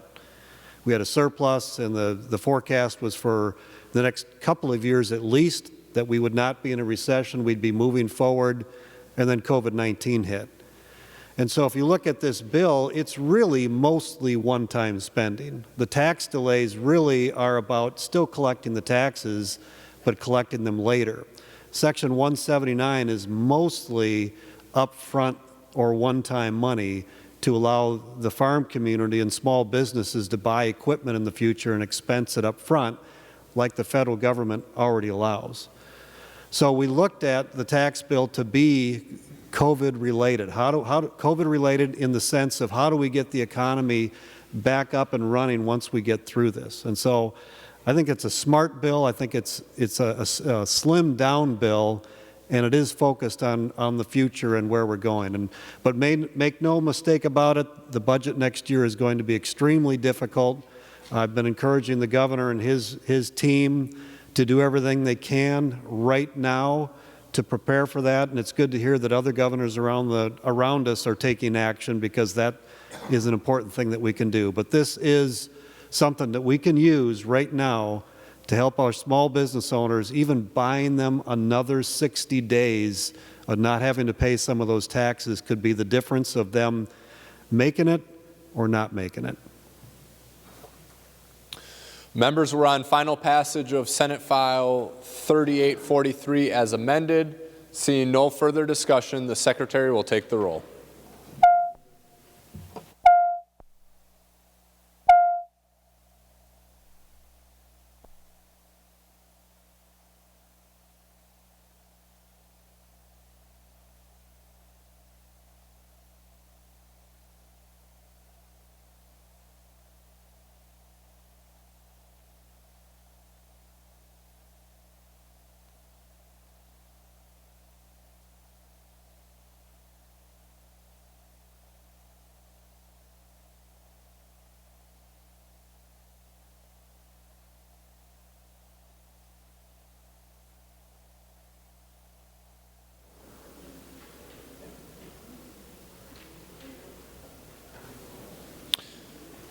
Members in the retiring room, please come to the chamber and vote.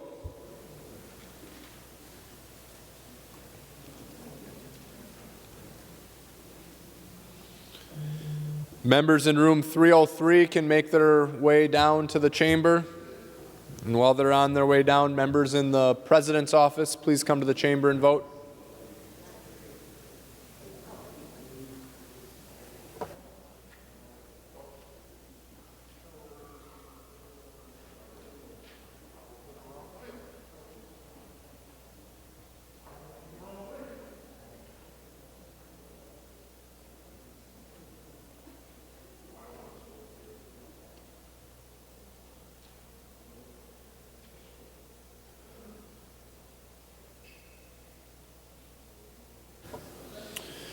Members in room 323 can make their way down to the chamber to vote.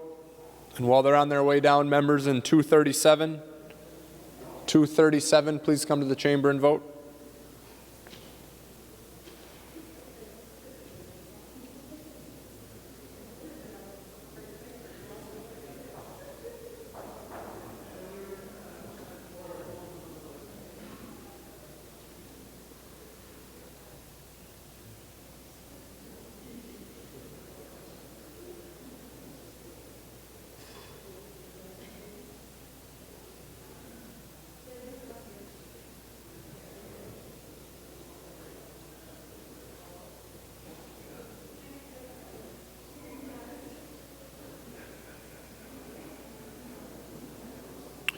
And members in room 206, please come to the chamber and vote.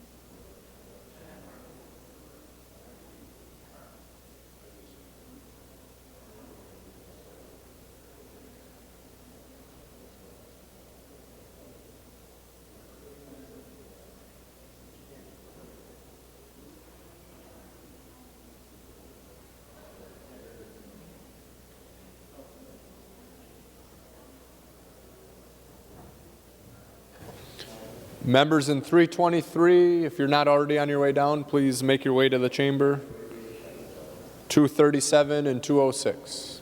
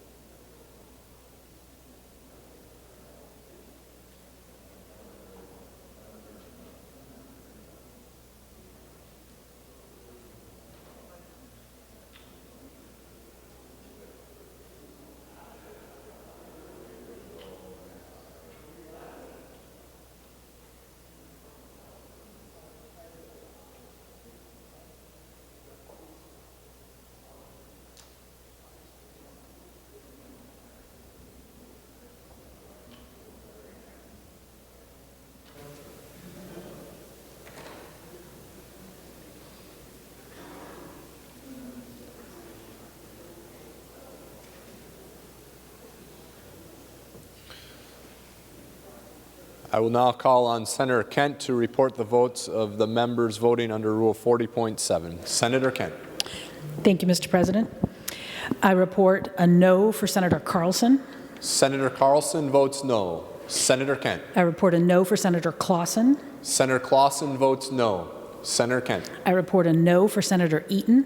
Senator Eaton votes no. Senator Kent. I report a no for Senator Frentz. Senator Frentz votes no. Senator Kent. Senator Klein votes no. Senator Klein votes no.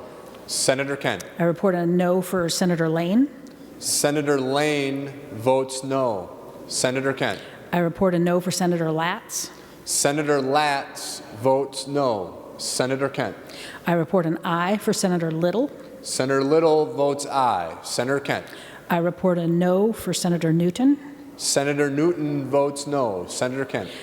I report a no for Senator Pappas. Senator Pappas votes no. Senator Kent. I report a no for Senator Rest. Senator Rest votes no. Senator Kent. I report an aye for Senator Sparks. Senator Sparks votes aye. Senator Kent. I report a no for Senator Torres Ray. Senator Torres Ray votes no. Senator Kent. I report a no for Senator Wickland. Senator Wickland votes no. I'll now Call on Senator Benson to report the votes of the members voting under Rule 40.7. Senator Benson.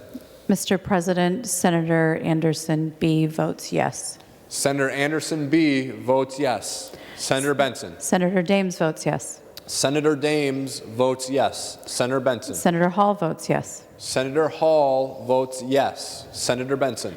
Senator Ingebretson votes yes. Senator Ingebretson votes yes. Senator Benson. Senator Jensen votes yes. Senator Jensen votes yes. Senator Benson. Senator Johnson votes yes. Senator Johnson votes yes. Senator Benson. Senator Matthews votes yes. Senator Matthews votes yes. Senator Benson. Senator Newman votes yes. Senator Newman votes yes. Senator Benson. Senator Osmic votes yes. Senator Osmic votes yes. Senator Benson. Senator Rarick votes yes. Senator Rarick votes yes. Senator Benson. Senator Ralph votes yes. Senator Ralph votes yes. Senator Benson. Senator Rude votes yes. Senator Rude votes yes. Senator Benson. Senator Senjum votes yes. Senator Senjum votes yes. Senator Benson.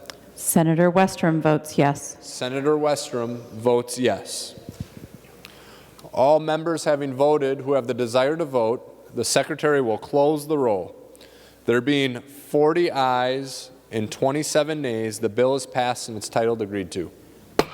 Senator Gazelka. Thank you, Mr. President. I move that Senate File 3843 be laid on the table. On that motion, all in favor say aye. Aye. Opposed say no. We will take a brief pause to capture the votes of the members voting in remote locations.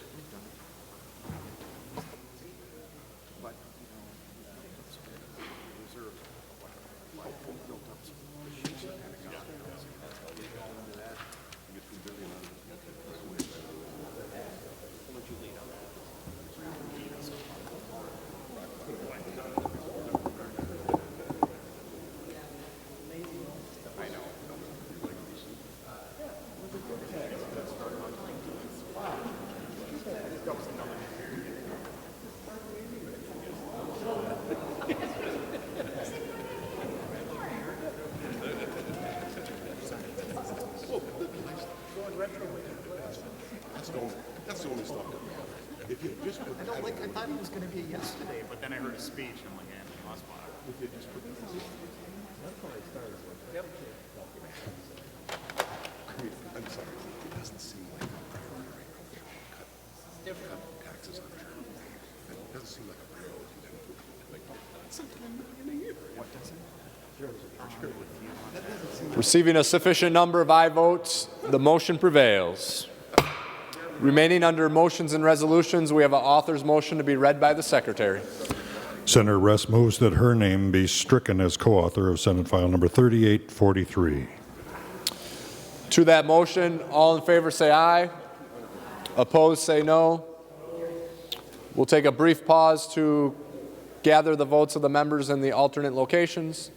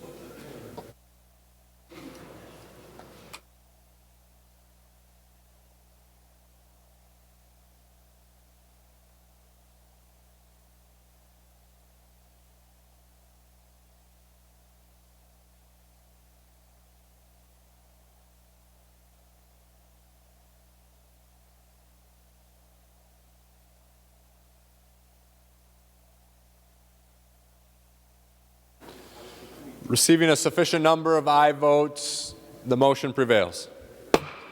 Members, we're working off an addendum to the Senate agenda now. Remaining under motions and resolutions, we'll revert to the fifth order of business, reports of committees. Senator Gazelka. Mr. President, I move that the committee reports be adopted with the exception of the reports pertaining to Joint Rule 2.03. Discussion on that motion. Seeing none, all those in favor say aye. Opposed say no. We'll take a brief pause to gather the votes and the members in the alternate locations.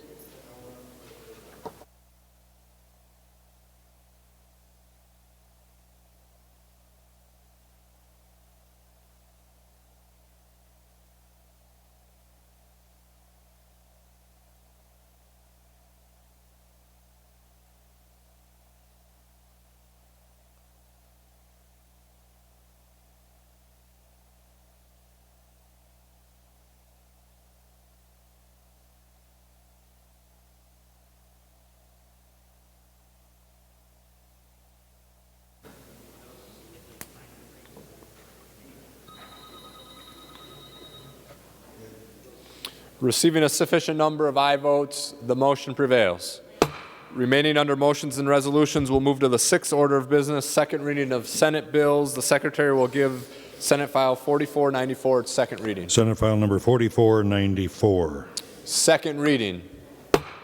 Remaining under motions and resolutions, before we go to Senator Gazelka for a recess, are there any announcements? Seeing none, Senator Gazelka. Mr. President, Rules Committee is going to meet a half hour after we adjourn via Zoom.